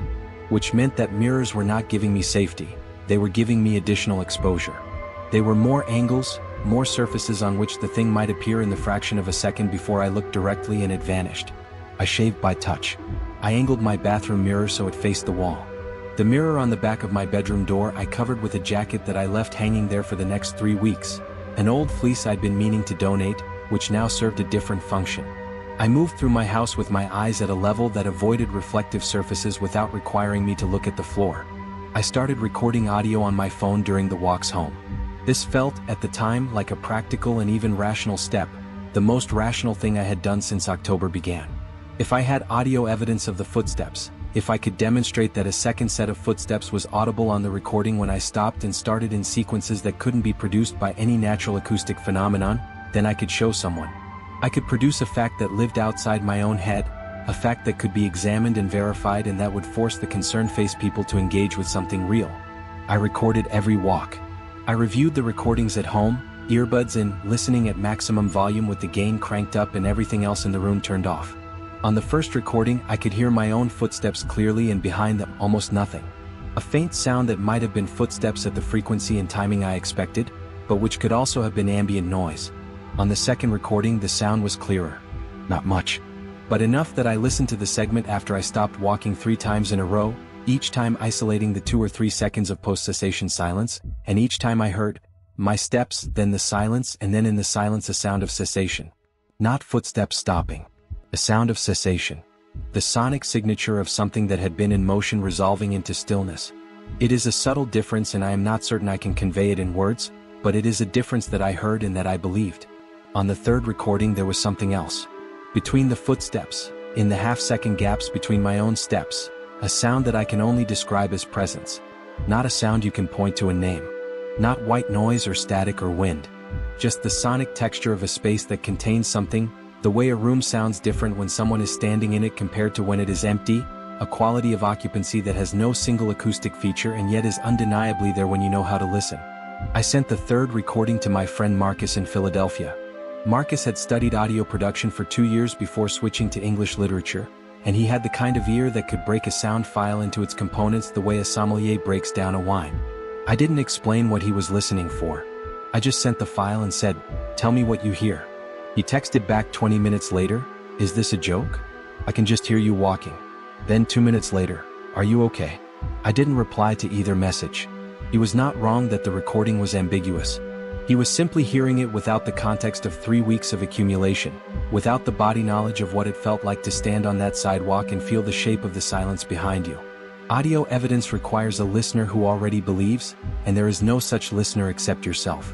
November began, and the entity, I had started using that word privately, internally, because person implied something that could be reasoned with and thing implied something fixed and physical, and whatever this was seemed to be neither, began to change its behavior. Until then it had been strictly oral, strictly behind me, a sound and a shape in a window. But in the first week of November it added 2 things that finally and completely exhausted my capacity for rational reassurance. The first was the street lights. There was one street light on Oakhurst that would sometimes flicker. The third lamp past the dry cleaning building, a tall standard fixture. I had noticed it the way you notice any minor feature of a regular route. Observed, catalogued, dismissed. In the first week of November, I began to notice that the flicker only happened when the footsteps were audible. Not sometimes. Not usually. Every time.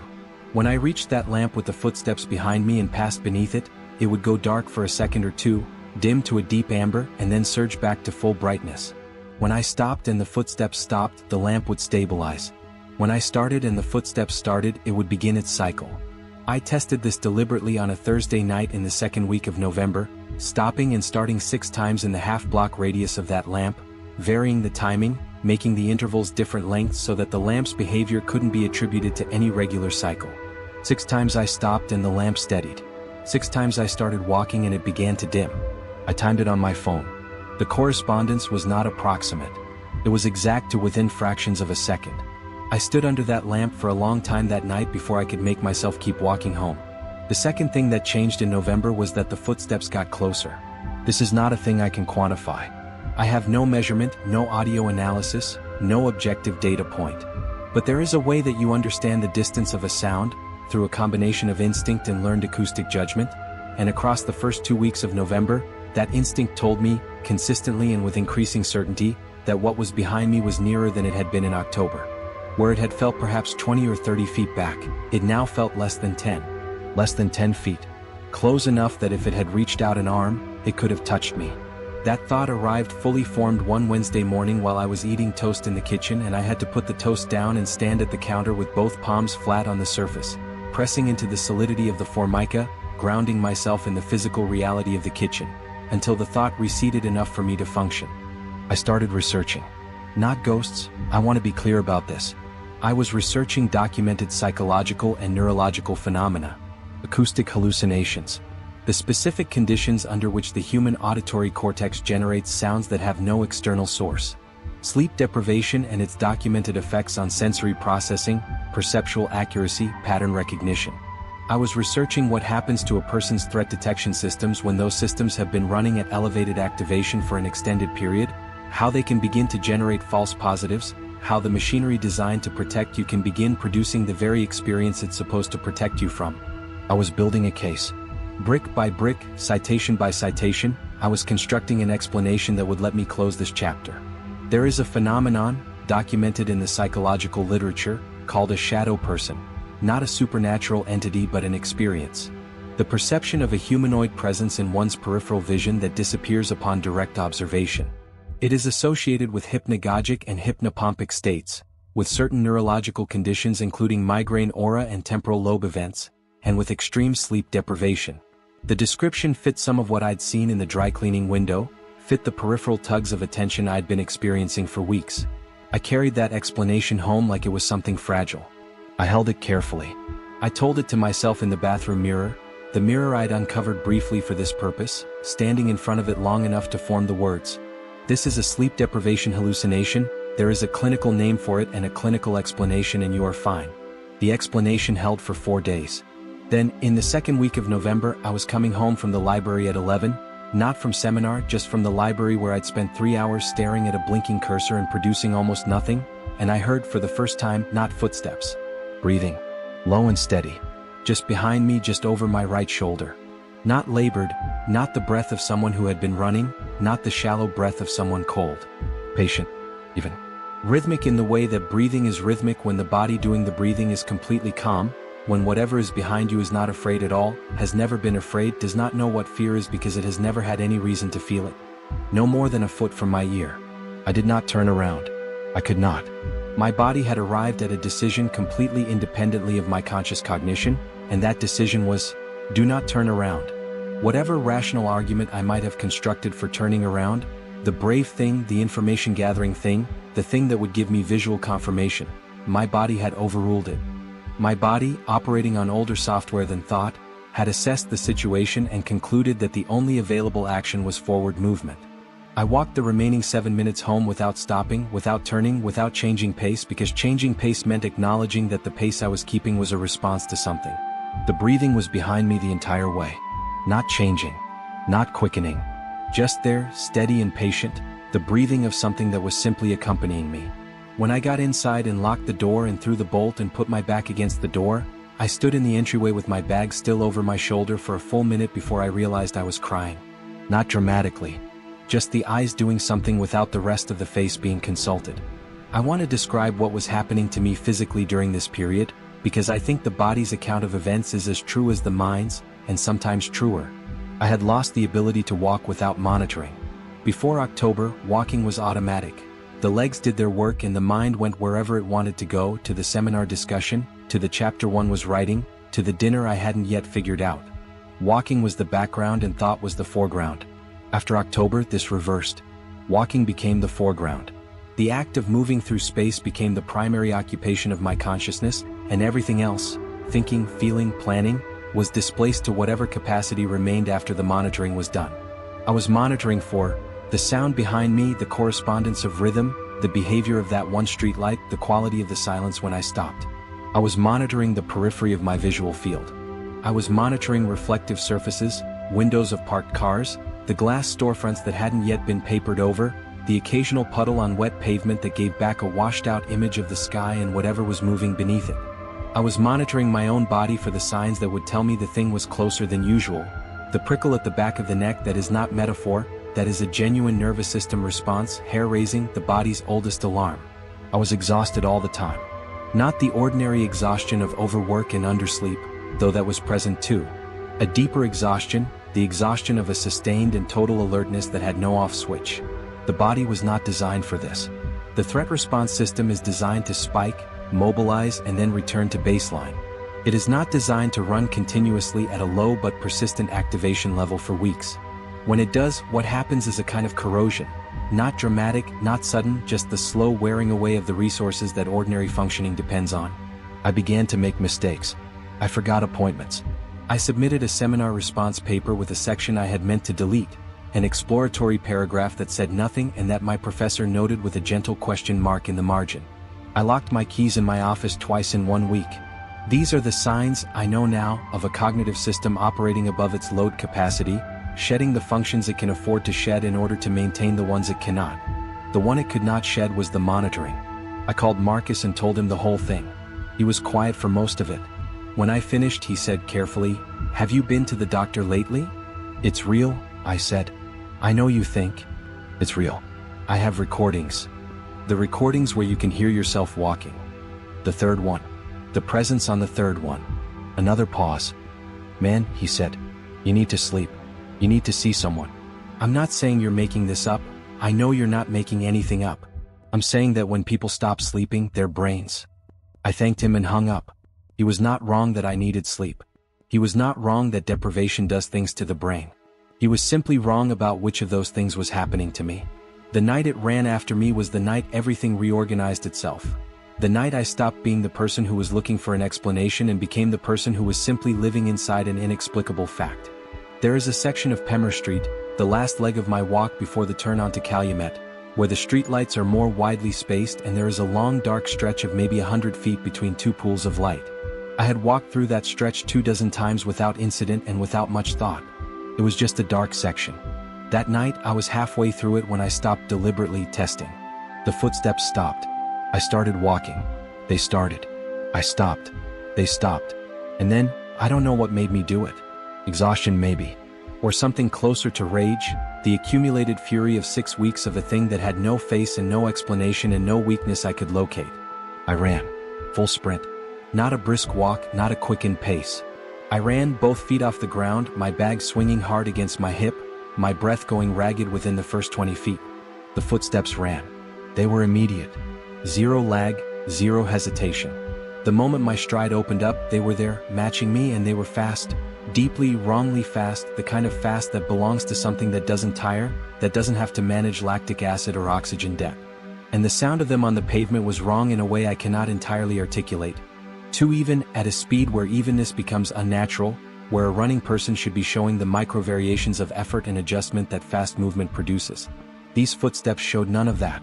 They were a pure, clean, relentless rhythm, like a machine played at double speed, like something that had no concept of exertion. I ran 3 blocks. I got inside my house and locked every lock and stood in the dark hallway with my back against the door, listening to my own breathing normalize. Outside, nothing. The specific, absolute quiet of an empty residential street at midnight. I slid down the door until I was sitting on the floor with my knees up, and I sat there until the cold of the hallway tile came through my jeans. I stopped going to the night seminar. I restructured my schedule around daylight, around the presence of other people, around never being outside and alone after dark. I made it a rule, and I kept the rule with the fervor of someone who understands that rules are the only remaining structure. For 3 days this worked. On the 4th day I was in my room at 11 in the evening, writing, windows closed, all the lights on, and I heard footsteps on the stairs. My housemates' rooms were on the 1st floor. The stairs led to the 2nd floor, where there was only a storage room, half filled with the previous tenants' boxes and a broken futon, a space none of us had any reason to enter. I had never been up there. I wasn't sure the door to the storage room even fully opened, given the boxes stacked against it. I heard footsteps on the stairs above my head, climbing from the 1st floor to the 2nd. Clear, measured, unhurried. Moving upward. The sound of weight distributed exactly the way I had come to know weight was distributed in these footsteps. Not the way a person walks when they are moving with purpose or without thought, but the way something walks when it is not self-conscious about walking, when walking is simply the notation it uses to mark its presence. The footsteps reached the top. Pause. Then, through the ceiling directly above my desk, pacing. Back and forth across the full length of the storage room, corner to corner, the length of the room and then the return, the same rhythm I knew, the same rhythm I would have known anywhere by then. It had followed me home. I need to give the next 2 weeks their full weight. They were the most frightening weeks of my life, and they looked, from the outside, like almost nothing. That disproportion is its own kind of horror. The footsteps above me became a nightly event. Between 10 and midnight, consistent, the same rhythm, the same back and forth traversal of the storage room directly above my head. I began sleeping in the front room, on the couch, as far from directly below the storage room as I could get without leaving the house. It didn't help. The footsteps followed the ceiling above wherever I was. Ethan and Miriam heard nothing. When I mentioned it carefully, Framing it as building noise, as old house settling, they shrugged it away with the ease of people whose attention is entirely elsewhere. Old houses settle. Is probably the pipes. Have you tried the maintenance request form? I thanked them and stopped mentioning it. The doors began to open. My bedroom door, 2 inches ajar when I came back from the bathroom. The hall closet, which I always kept pulled shut, standing open 4 inches. The study room at the end of the hall, which I had never opened, had barely noticed since moving in, one morning standing half open, showing a slice of dim interior. I developed a ritual of closing doors, a compulsive thoroughness of closure. Shut, pressed, checked, shut again. It made no difference. By the next time I passed, they were ajar. Always ajar, never fully open, as if whatever was opening them preferred the suggestion to the declaration. As if it wanted me to know it was there without wanting to be confronted with the proof. I began to see things at the edge of my vision. Not movement exactly. Shit. A tall, dark vertical form at the absolute periphery of my sight, present when I was reading, present when I was cooking, present when I was trying to work. Always at the limit of clear vision, always in the zone where the eye's resolution is lowest and the brain's interpretation is most involved. And always gone when I turned to look. Never there directly. Only there sideways, out of the corner of the eye. The most honest view, they say, because you can't preemptively arrange what you see when you're not looking for it. I uncovered the mirror on my bedroom door. I began standing with my back to the room, watching in the mirror, trying to catch the peripheral shape through an indirect approach. The mirror shows you your own back, shows you the room behind you, shows you the whole space you cannot see when you are facing forward. I never caught it clearly. But I stopped entirely and finally telling myself it wasn't there. The camera was Marcus's idea, though he meant it as a test I would fail. He'd been calling every few days since our earlier conversation, carefully not pushing, just maintaining the connection in the way of a person who is worried and doesn't know what else to do. During one of those calls I described the peripheral shapes and the doors and the footsteps above me, and he was quiet for a long moment and then said carefully, "Have you thought about recording? Like actual video?" He meant it the way you suggest things when you are fairly sure the recording will show nothing and you are hoping that nothing will reassure the person you care about. I meant it differently. I set up my laptop on the bookshelf in my room, aimed to capture the full length of the space in the door, and I left it running. For 3 nights, nothing. Me sleeping, me waking, the door closed, the room stable, the footage boring and blameless. On the 4th day of December, I began recording my walks. Phone in my breast pocket, camera facing outward through the partially open coat, recording video. 3 evenings of trips to and from the library. On the first 2 nights, the footage showed my coat, the street, my steps. Unremarkable. On the 3rd night, I reviewed the footage at my desk and reached the section on Oakhurst Street, and I watched myself walking. And at the upper edge of the frame, made visible by the upward angle of the pocket position camera behind me, the shape. I have written and deleted this paragraph several times. I don't know how to describe it in a way that carries the weight of what I saw without tipping into language that will sound like invention, like someone who has read too many of these accounts and is reproducing the vocabulary of the genre. So I'll just say what it was. It was tall. Taller than any person I have encountered. Its darkness was not the darkness of clothing or of shadow, but something more complete. The darkness of an absence that has learned to occupy space. It was shaped like a person the way a poor copy is shaped like the original, recognizably derived from the template, but with wrongnesses in the proportions that the eye registers before the mind can name them. The angle of what might have been a head. The length of what might have been limbs. And it was close. So much closer than anything I had imagined. Not 10 feet. Not 5. Directly behind me in the footage, moving exactly as I moved, a perfect shadow cast by nothing. I paused the footage. I sat with it for a long time. I thought about all the people I could send it to, and I thought about the concerned face, and I thought about what they would see versus what I saw, and I thought about the fact that ambiguous footage of a dark shape on a dark street, reviewed by someone who was not already inside this experience, would read as exactly what Marcus and the counselor and the police officer would make of it. Compression artifact. Lamplight. The camera making its own shadows. I didn't send it to anyone. What the footage confirmed was the thing I had been circling for months without being able to land on. It has always been there. This is the part that has no soft edges, no way to approach gradually, no gentler version I can offer. I had been asking the wrong question since October. I had been asking, when did it start? As if October was a beginning, as if something arrived in my life that night on Oakhurst Street. But footage doesn't start when you begin recording. Footage shows you what was already true. And what I saw in those frames was not a thing that had recently begun following me. What I saw was a thing in perfect synchrony with my movement, integrated with the physical fact of my walking in a way that would take years to achieve, or that was simply always the case. I tried to remember every walk I had ever taken in this city. Every night route home from every late class since I'd moved here. Every trip to the library, every walk through the campus quad, every Sunday morning circuit of the neighborhood park. All that accumulated distance, all those hundreds of evenings I had moved through this city believing myself alone. It was behind me for all of it. The footsteps didn't begin in October. I began hearing them in October. These are different statements.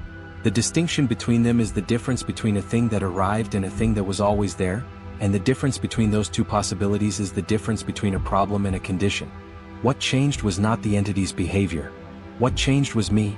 Some perceptual door that opened, some filter that stopped filtering, some protection I had been unknowingly relying on that simply ceased. I don't know why October specifically. I have looked for a reason and not found one. A accumulation of sleep debt, maybe. A shift in attention caused by the seminar stress.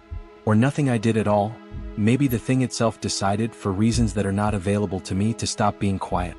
That last possibility is the one I return to with the most dread. Because it implies intention. And intention implies purpose. And the question of what its purpose might be, what it wants from this, whether following is the full extent of its interest or whether following is preparation for something else, is a question I have learned not to ask, because there is no answer available that would make things better and several that would make them catastrophically worse. I left the university at the end of December. I went back to my parents' house, which I hadn't lived in since I was 18, and I slept in my childhood bedroom with the old posters still on the walls. On the second night, I heard footsteps outside my window, even paced, stopping when I held my breath, starting when I exhaled. 500 miles. I had traveled 500 miles and it was outside my childhood bedroom window, patient as something that has never had to be impatient, that doesn't have a concept of waiting because waiting implies that time is a resource that can be spent, and time, I think, does not work the same way for it that it does for me. I lay in the dark in my childhood bed with the sounds of my parents asleep down the hall, and I understood that there is no distance. There is no route I can vary, no city I can move to, no house I can lock well enough. I understood that I had been living, for 26 years, in the persistent illusion of solitude, that all the moments I had experienced as alone were not that at all, had never been that, had always had this additional dimension that I simply lacked the equipment to perceive. And then I understood one more thing, the final thing, the thing I have sat with every day since. It was there before I knew it was. I don't know how far back that goes. I don't know if before I knew it means October, means childhood, means birth. I don't know if this is something that began and will end or something that has no beginning and will have no end. I just know that when I watch myself in that footage, walking down Oakhurst Street with the dark shape behind me in perfect synchrony, I am not watching a recent development. I am watching the true picture of something that has always been true. The footage didn't reveal a threat.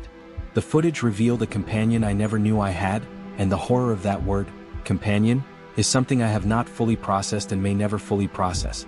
I write this down because there is nothing else to do with it. I still walk places. You cannot stop walking and continue to have a life, and I have decided, in the particular way that people make decisions under impossible conditions, that I am going to continue to have a life. I go to the grocery store. I walk to my car. I navigate all the ordinary distances that ordinary existence requires. I keep my eyes forward. I breathe. I do not listen too hard for the sound I know is there. I do not review footage anymore because I know what is on it and there is nothing useful that knowledge gives me. There is a particular quality to knowing. Before October, I didn't know, and the not knowing had its own safety, its own insulating distance from the fact of the thing. After October, after the window, after the breathing, after the footage, the knowing is simply there, like weather. You don't stop knowing once you know. You just learn to carry it in a way that allows your hands to remain free for other tasks. I have had to learn, the unwilling education of the past several months, that this is not a problem with a solution. It is a condition. It is the actual texture of my existence now that the veil has been removed. Some people learn late that they have been living with an illness they never knew they had, and they grieve the version of themselves that didn't know, and then they learn to live in the body they actually have. This is something like that. Except the thing you are learning to live alongside is not inside you. It is just behind you. There is a sound behind me right now. Even now, writing this. Even in this room, with the lamp on, with the ordinary world assembled around me in all its blameless solidity, the books on the desk, the cold cup of tea, the streetlight visible through the curtains casting its orange square on the floor. There is a sound behind me that is not quite audible when I reach for it directly but which is there when I am not reaching, the way a faint star is there when you look slightly to the side of it. I don't turn around. I've been through what turning around gets you. Gets you an empty room. A closed door.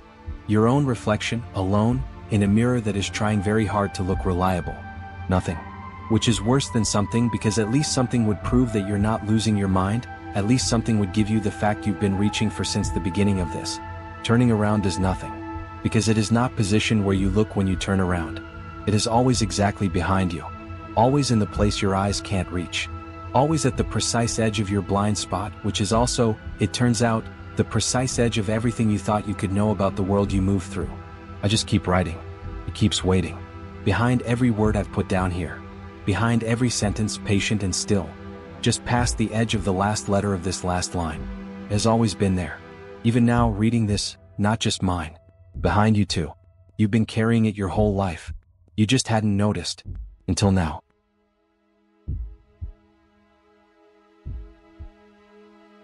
I parked on level 3. I know I did. I remember the number painted on the pillar in orange block letters, that specific shade of safety orange that every municipal parking garage in this country uses, the kind that's supposed to feel reassuring and visible, the kind that means you are here, you are accounted for, you can find your way back. I looked at it when I pulled in.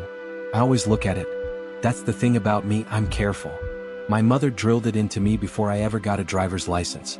You always note your level. You always note your row. You don't wander around a parking garage for 20 minutes looking stupid. So I looked. Level 3. Pillar C7. I repeated it to myself 3 times like a small prayer the way she taught me, then I killed the engine, grabbed my backpack and walked to class. It was Wednesday. Late October. The kind of night that doesn't get dark so much as it gets heavy. The sky turns a deep, suffocating purple at the edges, and by the time real darkness settles in, it feels less like the absence of light and more like a presence of something else entirely. I had an evening seminar that ran until 10. Philosophy of Mind. A class I'd been enjoying all semester until that particular Wednesday, when Professor Anand kept us 30 minutes over, unpacking some thought experiment about personal identity and the persistence of consciousness through time. At the moment I sat in that fluorescent classroom listening to him drone on about whether the self could survive radical discontinuity, I was too tired to appreciate the irony. I was also alone. That's the part one keep coming back to. By the time I pushed through the side door of the Humanities building and into the October air, the campus had gone quiet in that specific way it does after 10. Not deserted, not abandoned, just emptied. The kind of quiet that has texture to it. My footsteps sounded different than they had at 7, when I'd walked in from the garage past knots of students and a guy playing guitar by the fountain. Now there was just the scrape of my shoes on concrete and the distant, half-heard hum of the city sitting somewhere beyond the campus boundary like a noise you've learned to tune out. The fountain was still running. I remember the sound of it, the way it filled the space left by the absence of people. The garage was about 300 yards from the Humanities building, connected by a short outdoor walkway that cut between a maintenance shed and the administration annex. I'd made that walk 100 times. I could have done it with my eyes closed. I had my keys out before I was halfway there. Another habit my mother gave me, something I'd kept up even though I'd never once needed it, never once found myself fumbling at a car door in a moment of danger. Some habits are about danger. Some are just about the comfort of having something solid in your hand. The garage entrance on the ground floor was lit up the way they always are, too bright, almost aggressively so, the fluorescent tubes in the overhead fixtures creating a flat, shadowless light that makes everything look slightly unreal, slightly too sharp. There was a ticket machine near the entrance, though our university garage used permit stickers, and the machine was always dark and unused, a vestigial thing they'd never bothered to remove. I swiped my permit card at the gate reader, heard the little beep and pushed through the turnstile. I took the stairs. I always take the stairs. Up to level 3. I wasn't thinking about anything in particular. I was tired. I was thinking about the drive home, about whether there was anything left in my fridge, about whether the thought experiment we discussed in class was actually interesting or whether I just convinced myself it was because Anand had a good voice and a habit of pausing dramatically before conclusions. I was not thinking about the possibility that the garage had changed. Why would I be? I pushed through the stairwell door onto level 3 and walked to where I'd parked. Or where I thought I'd parked. The spot was empty. I stood there for a moment, doing that thing you do, that quick visual sweep that your brain performs when it encounters the unexpected, that rapid recalibration where you tell yourself, I'm mistaken, look again, you're tired, look again. I looked at the pillar. C7. The same orange paint. The right pillar. My car was not there. The level was not empty. There were other cars. A dark blue SUV 3 spaces down, an old beige sedan with a bumper sticker I couldn't read from where I stood, a black pickup near the far wall. Normal cars. A normal Wednesday night parking level. Maybe 15 vehicles in a space that held 60. But my car, a 5-year-old gray Honda Civic with a dented rear quarter panel and a faded parking permit sticker on the back windshield. My car was not at C7. I told myself I'd remembered wrong. It happens. Pillar D7 maybe? Or C6. I walked the level methodically, the way you do, checking each row. The garage was quiet except for the ambient hum of the ventilation system and the distant, compressed sound of traffic bleeding in from the street outside. My footsteps made a flat, echoless sound on the concrete. Everything smelled of oil and exhaust and the particular mineral coldness of enclosed concrete. A smell I'd never paid attention to before, never catalogued, but which now seemed very specific, very present. I walked every row on level 3. Twice. My car was not there. I took out my phone and hit the key fob app. A feature I downloaded but never used, one of those things that lives on the second screen of apps and feels like it's for other, more forgetful people. The app was supposed to make the car chirp. I hit the button. Nothing. I hit it again. Still nothing. I walked to the outer edge of the level and looked out through the low concrete barrier at the street below. A reflex, as if I might somehow spot my car having rolled itself out of the garage and parked tidily at the curb. The street was empty in both directions. A single traffic light cycled through green, yellow, red without anyone to obey it. I thought, towed. It's the reasonable thing to think. I thought, there was a reason to tow it, some permit issue I'd missed, and I would need to call campus security and spend 2 hours on the phone being transferred and then pay $150 to get it out of impound, and this would be a story I told people for years. The night my car got towed right before midterms, what a disaster. I already had the shape of the story in my mind, the way you do when something annoying happens and you start pre-narrating it. That's how normal I still thought this was. I pulled up the campus security number and called it. The call connected to silence. Not a ringing silence. A live silence, the kind that has ambience that suggests a real, physical place on the other end. I could hear something like ventilation. Something like space. After about 10 seconds, I hung up and tried again. Same thing. I tried 911. Same silence. I stood there in the middle of level 3 of the Whitmore parking structure, holding a phone that was technically making calls and technically connecting to something, and felt, for the first time, a cold small opening in the floor of my stomach. I told myself, dead zone. Concrete garage, weak signal. And this was still possibly true. Cell signals do strange things inside concrete structures. I went to the stairwell to try to go down, intending to call from outside. And that was when I noticed the sign. The level signs in the Whitmore garage are a standard design. White text on a dark green background, mounted on the wall beside each stairwell door. They read in plain block lettering, Level 1, Level 2, Level 3. I'd walked past the Level 3 sign on my way in and barely registered it, the same way I barely registered any of the hundreds of times I'd used this garage. The sign now read, Level 4. I stopped. I looked at it for a long moment. Then I looked behind me at the level I'd been standing on. Then I looked at the sign again. Level 4. The same green background, the same white lettering, the same font. Just the wrong number. I thought I came up the wrong number of flights. Possible. More than possible. I was tired, I was on autopilot, and the stairwells all look identical. If I'd gone up 4 flights instead of 3, but I'd looked at the pillar. C7. The same pillar number as level 3. I told the cold spot in my stomach to quiet down. I pushed open the stairwell door and went down 1 flight. The door opened onto level 3. Or what the sign said was level 3. And the sign might have been right, because the sign was right this time. Level 3, it said. Clear as ever. I walked out onto the level and it looked like level 3. Same configuration, same pillars, same general layout. I walked to where C7 should be. A different car was parked there. A white Toyota, newer than anything I'd expect to see in an impound situation, with a university parking permit that was not mine. I stood very still. The ventilation system hummed. Somewhere very far away, what might have been a car engine starting, or stopping, or neither, just a sound that resembled those sounds that occupied the same acoustic space. My phone showed 1 bar of signal. The time read 10:47 p.m. I had been in the garage for approximately 20 minutes, which felt right, felt consistent with how long I'd been walking. I tried my key fob again. Nothing. I tried to text my roommate, Dominic. The message showed sending for a long time and then didn't resolve to delivered, or failed, just sat in a state of in-between, a blue bubble hanging mid-air on my screen with a little spinning indicator that kept spinning and spinning without going anywhere. I watched it for a full minute. It kept spinning. I decided to go down to level 1 and exit the garage. Walk somewhere with signal. Call Dominic from outside. Get an Uber. Deal with the car situation tomorrow in daylight, when everything would make more sense. This was a reasonable plan. This was what a reasonable person did. I went back to the stairwell and walked down. 1 flight. 2 flights. I pushed open the door. The sign read, Level 6. I laughed. A short, involuntary sound, the kind that isn't really laughter but is the noise your body makes when it encounters something so far outside expectation that it doesn't have the right response. I stood in the doorway, holding the door open with one hand and read the sign 3 times. Level 6. White letters on green. I looked back into the stairwell behind me. The door above me said 3. The door I was standing at said 6. I looked at the numbers. I looked at the levels. The Whitmore parking structure has 5 levels. I knew this. I had known this for 3 years. There is no level 6. I stepped through the door. It was darker than it should have been. That's the first thing I noticed. Not the cars, not the smell, not the way the air sat differently in my lungs. Just the light.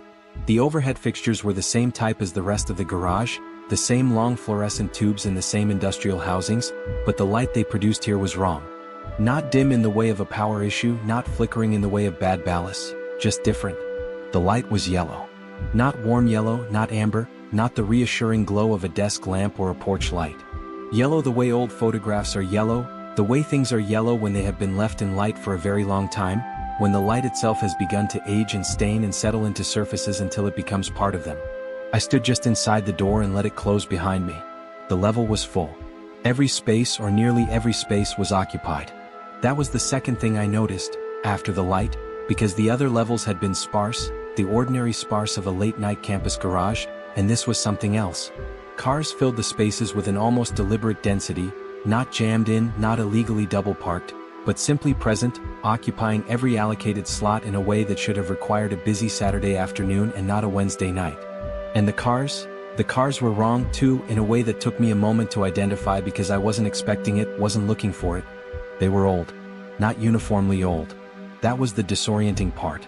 A few rows ahead of me there was a white Ford with tail fins that had to be from the late 1950s, its chrome trim dulled but intact, its body lines belonging to an era when cars looked like they were designed by someone in love with the idea of speed.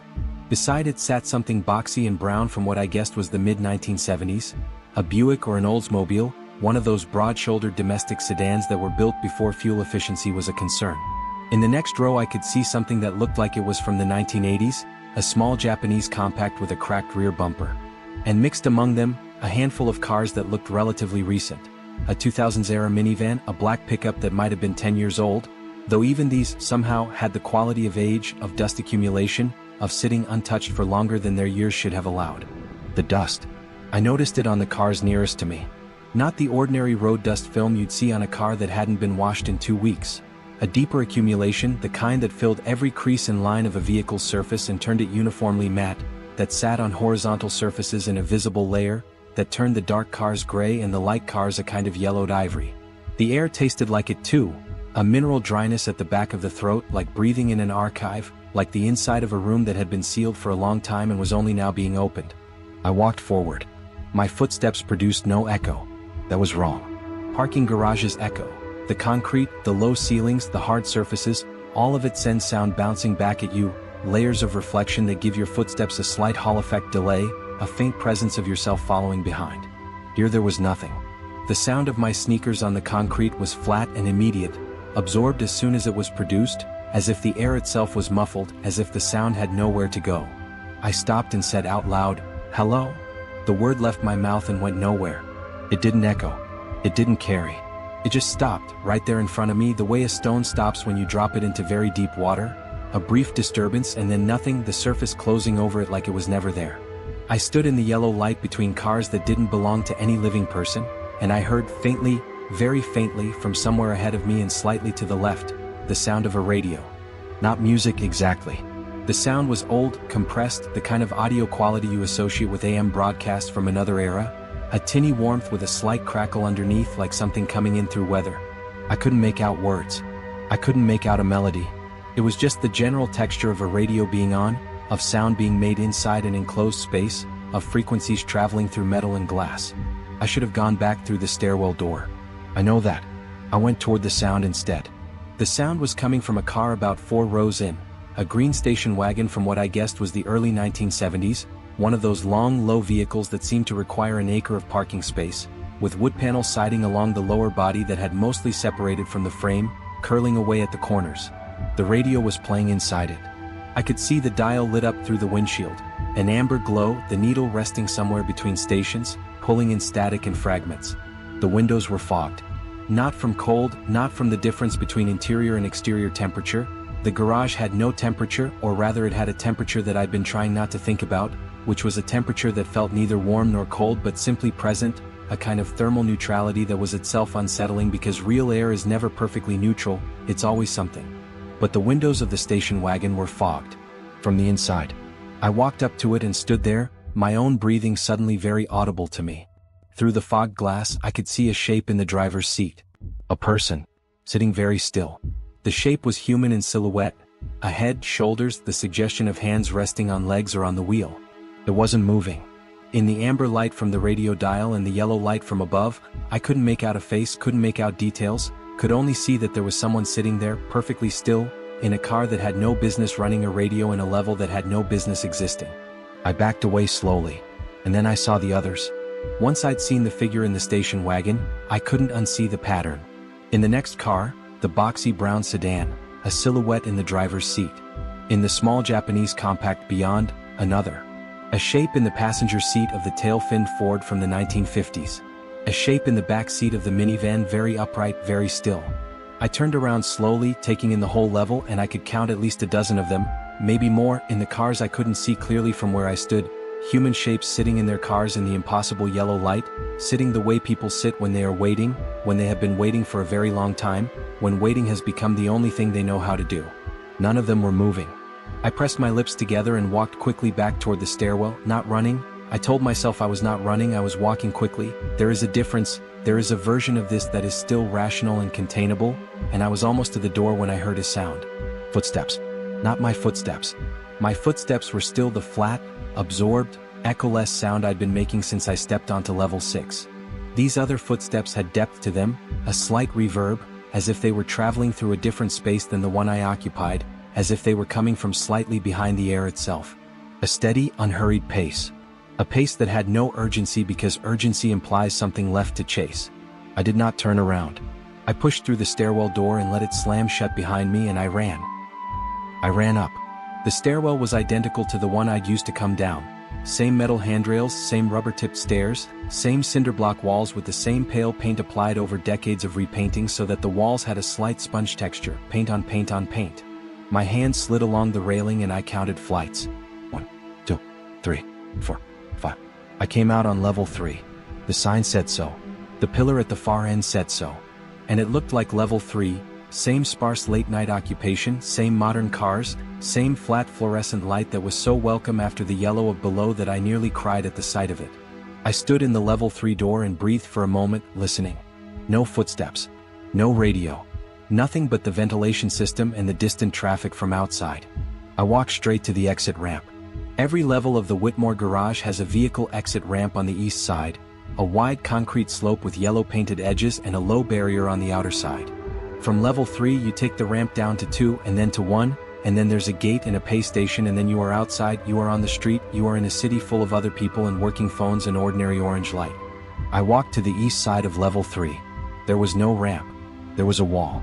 Not a recent wall, not a wall that had been added since I'd last been here. A wall that had the look of original construction, that matched the surrounding concrete in color and texture, that had been here as long as the garage had been here and would have made it structurally impossible for a ramp to have ever existed in this location. I put my hand on it. Solid, real, cool under my palm. I looked around me. The level continued in directions that didn't match my memory of it.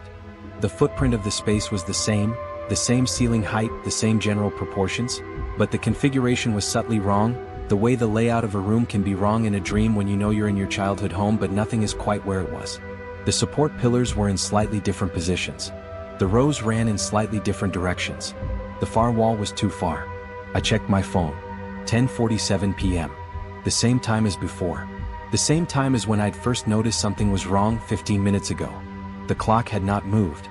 I stared at that number, 10:47, for a very long time. Then I watched the screen. The seconds counter, where it appeared at the bottom of the time display on my lock screen, was also frozen.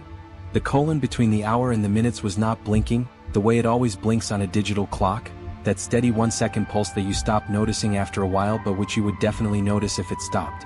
It had stopped. I tried to call Dominic again. Still the same deep, live silence on the other end. I tried to open a map app. It opened, showed a spinning location indicator, and then showed me a gray screen with no roads, no labels, no identifying features whatsoever, just gray, the color of data that doesn't know where it is. I went back to the stairwell and walked down. This time I walked slowly, carefully, counting the exact number of stairs in each flight, pressing one hand against the wall to feel the regularity of the structure. I counted down from level 3, one flight, the door said level 2. I pushed through it and the level looked like level 2. I found the vehicle exit ramp immediately, exactly where it should have been. I walked down it. Down to level 1. Down to the exit gate. The gate was there. The pay station was there.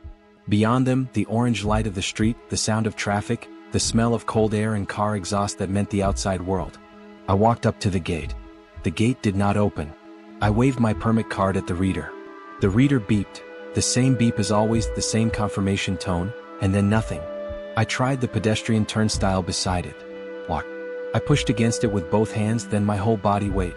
Locked in a way that felt wrong, that felt like the lock was not a mechanism but a quality of the material itself, as if the turnstile had been poured as a single solid unit with no moving parts at all. I could see the street through the gap under the gate. I could see the edge of the sidewalk, the yellow paint of the curb markings, the gutter with its small collection of blown leaves. 20 feet away. The gap under the gate was maybe 8 inches. I could put my arm through, up to the shoulder, and feel the October air on my fingers.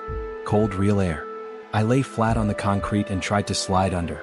It was not 8 inches. It was 4. It was 2. The concrete came down to meet the asphalt in an unbroken plane, and the gate, which from a standing position looked like a bar floating above the ground, was flush with the floor when I tried to get under it. I got up. I brushed the concrete dust off my jacket.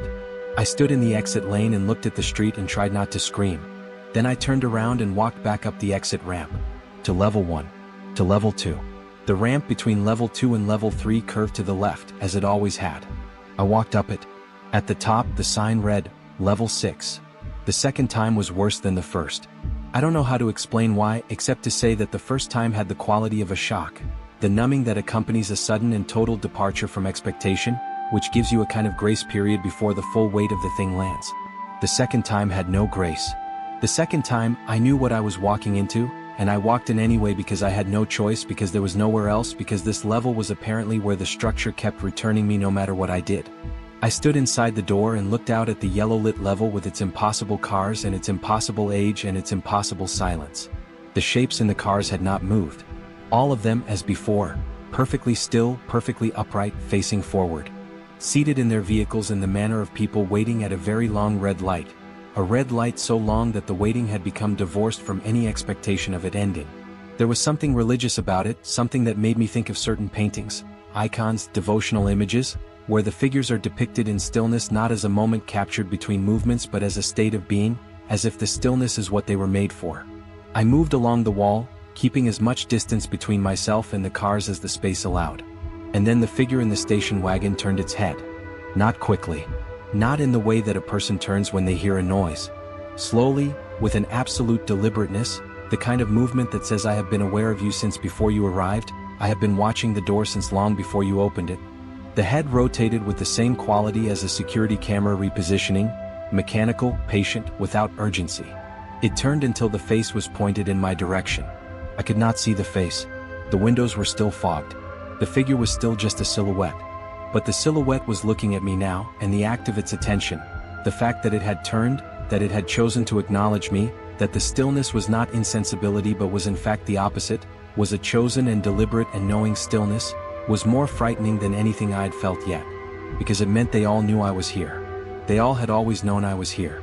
They were just choosing not to move. I walked faster. I was almost to the far side of the level when I heard it, a sound from close behind me, from much too close, the sound of footsteps moving at exactly the same pace as mine, at a distance I judged as no more than 10 feet. Not the distant, behind-the-air footsteps from before. Close. Present. Moving when I moved, stopping when I stopped. I stopped. The footsteps stopped. The silence was complete. I turned around. Nothing. Just the cars. Just the yellow light. Just the row of fogged windshield shapes sitting in their seats. All still again now. Even the station wagon figure, who had returned to its original forward-facing position as if it had never moved. I turned back and started walking again. The footsteps started behind me again. This time I didn't stop. This time I ran. I found another stairwell. There were two on this level. I'd only found one before, the one I'd come through, but now I found the second one at the far end, its door slightly different from the others in that it was painted red instead of gray, which should have been reassuring. Red means exit, red means emergency egress, red is the international language of getting out, and so I pushed through it with both hands and ran up. The stairwell had no windows, which they sometimes do and sometimes don't. The lights here were the same yellow as the level below. That was the first indication. The lights were wrong, and when I reached the first door, one flight up, the sign said level 6. I kept running. 2 flights up. Level 6. 3 flights, 4 flights, 5. My lungs were burning, my legs were burning, I had lost count, and I kept going, kept climbing, because there had to be a top. There always was a top, and at the top there would be a door that opened onto the roof, and from the roof I could scream until someone heard me. The stairs ended. Not at a roof access. Not at a door marked roof or emergency exit or anything that implied a boundary, an edge, an end of structure and beginning of sky. The stairs simply ended, the last step giving way to a small landing and then a blank wall, cinder block, the same as everything else, with no handle, no seam, no indication that there had ever been a door there or that there was any intention of one. I stood on the top landing and put both hands on the blank wall and pushed. Nothing. I hit it. I yelled. I hit it with the heel of my hand until the heel of my hand was numb and the sound I was making was absorbed by the stairwell air the same way all sounds were absorbed here, eaten before they could propagate, before they could reach anything that might respond. And then I heard, above me, or what should have been above me if there was anything above me, a sound. Footsteps. Coming from above the wall. From the space that the wall said did not exist. Slow. Patient. Moving across a surface that I could not access, in a space that the architecture refused to admit. Back and forth.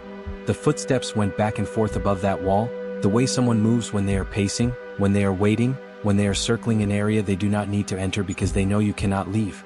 I went back down the stairs. I tried every door on the way down. Each one opened onto level 6. I stopped thinking about it in terms of architecture, in terms of whether it was physically possible. Physical possibility had become a category that didn't apply here.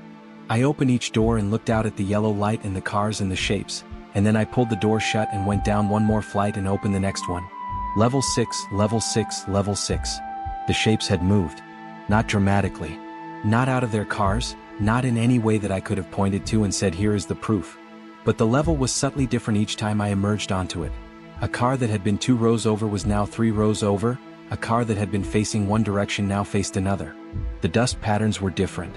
The overall topology of the level had shifted the way furniture shifts in a house you've lived in for years, moved so gradually that you can't remember where anything originally was, can't be certain your memory isn't just imprecise.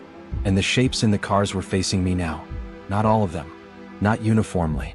But more of them than before were oriented in my direction. Heads turned, bodies subtly angled, the overall attention of the level gathered toward wherever I was standing, like iron filings aligning themselves to a magnetic source. They were still not moving. They were still the shapes of people inside cars. But they were watching me. I walked to the middle of the level and stopped. "What do you want?" I said. My voice was eaten by the silence as soon as I produced it. The shapes didn't respond. The cars didn't move. The yellow light continued its non-illumination, its long-exposed photograph coloration. The radio in the station wagon was playing again. I hadn't heard it when I came in this time, but now it was there, the crackle and the indistinct voice texture, a fragment of something just beyond resolution. "What do you want from me?"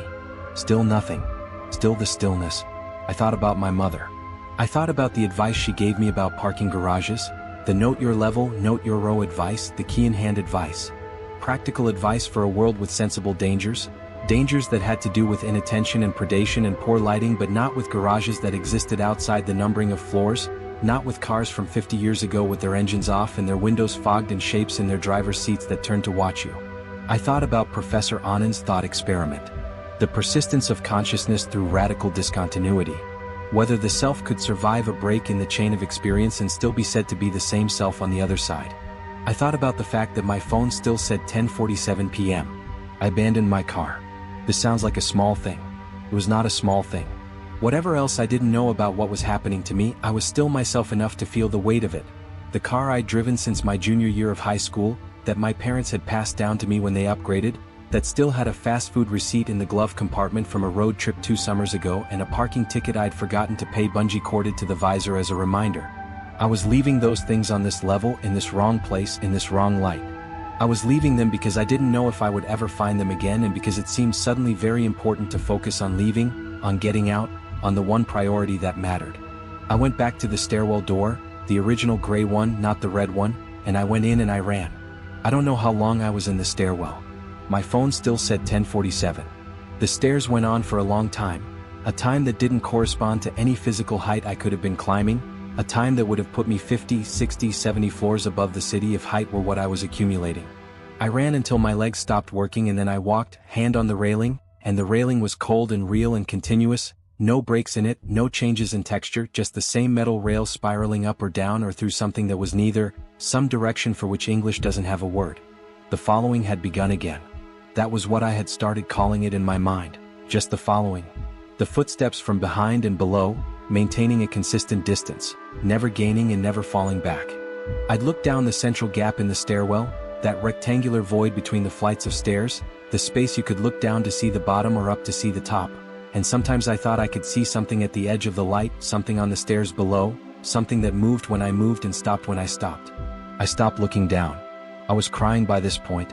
I want to note that because it seems important, because there's a narrative logic to these stories where the protagonist is always moving, always problem solving, always in the grip of purposeful action, and the reality is that I was crying while I ran, that the tears were running down my face and my nose was running, and I was making small involuntary sounds of fear that I couldn't stop, sounds that were absorbed by the stairwell air as soon as they left me. That's what real terror is like. It's not cinematic.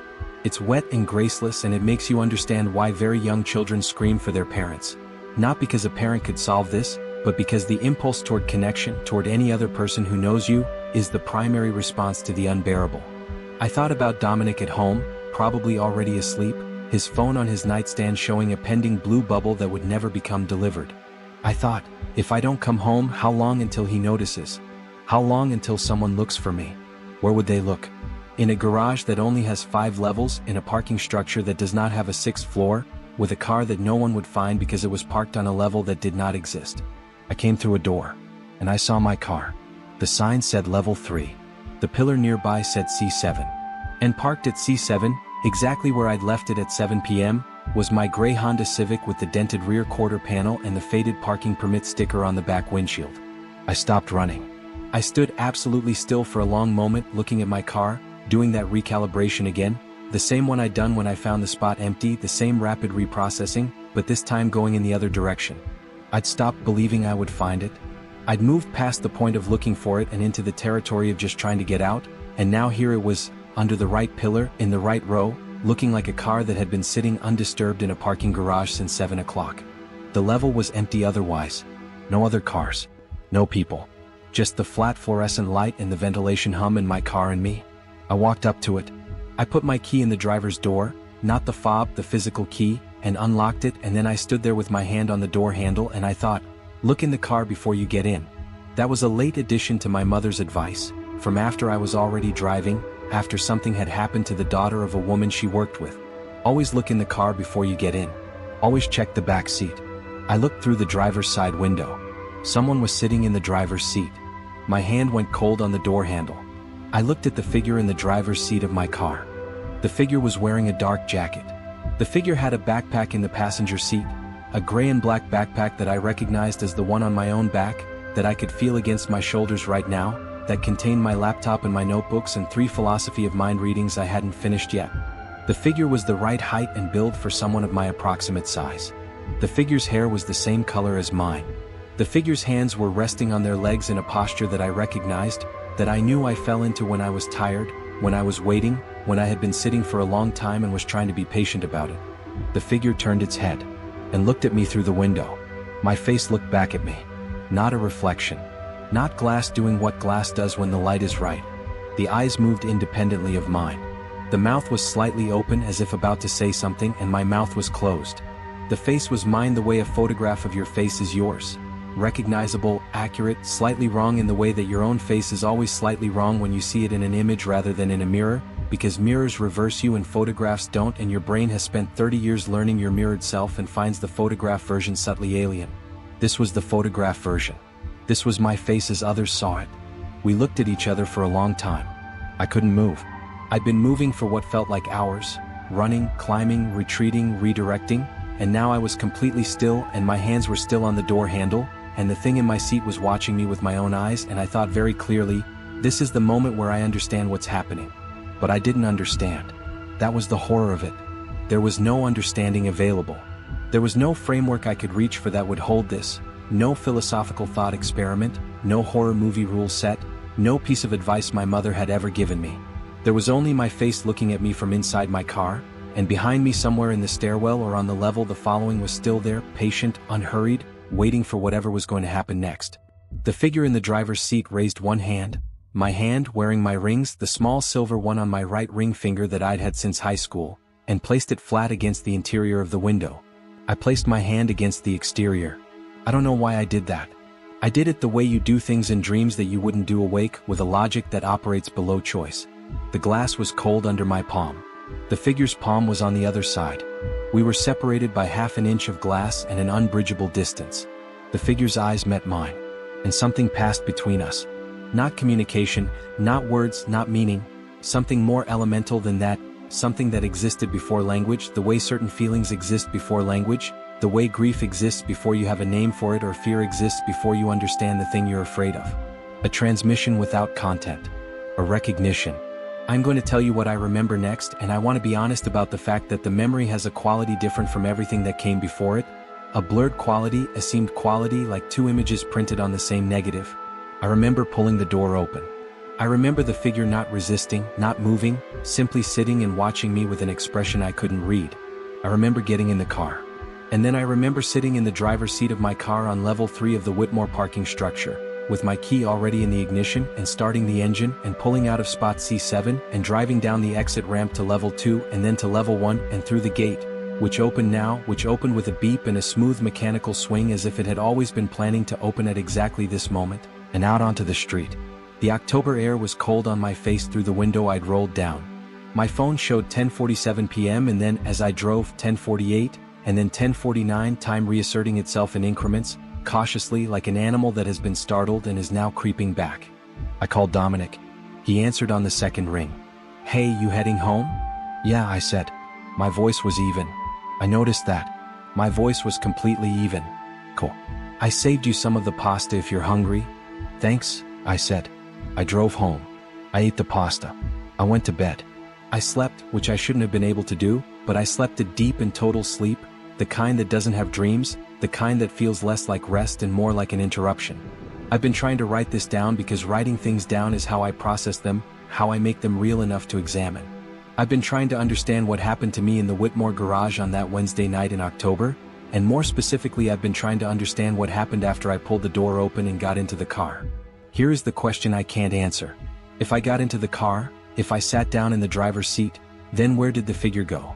And if the figure was me, which one of us drove home? I think about this in moments that should be ordinary. I think about it when I catch my reflection in a dark window and the reflection is a fraction of a second behind my movement. I think about it when I am in the middle of a sentence and I can't remember how I intended to end it, not the ordinary failure of mid-thought distraction but a more specific blankness, a gap where the continuation should be, as if the thought belonged to someone who started it and is no longer here to finish. I think about it at 10:47, whenever 10:47 comes, which comes twice a day, and each time I look at the clock at that moment I feel the cold opening in my stomach that I felt on level 3 when I first knew something was wrong. I still park in the Whitmore garage. I still take the stairs. I still note my level, note my row, key in hand. I still do everything my mother taught me. I parked on level 3. I know I did. I'm just no longer sure which time I'm remembering.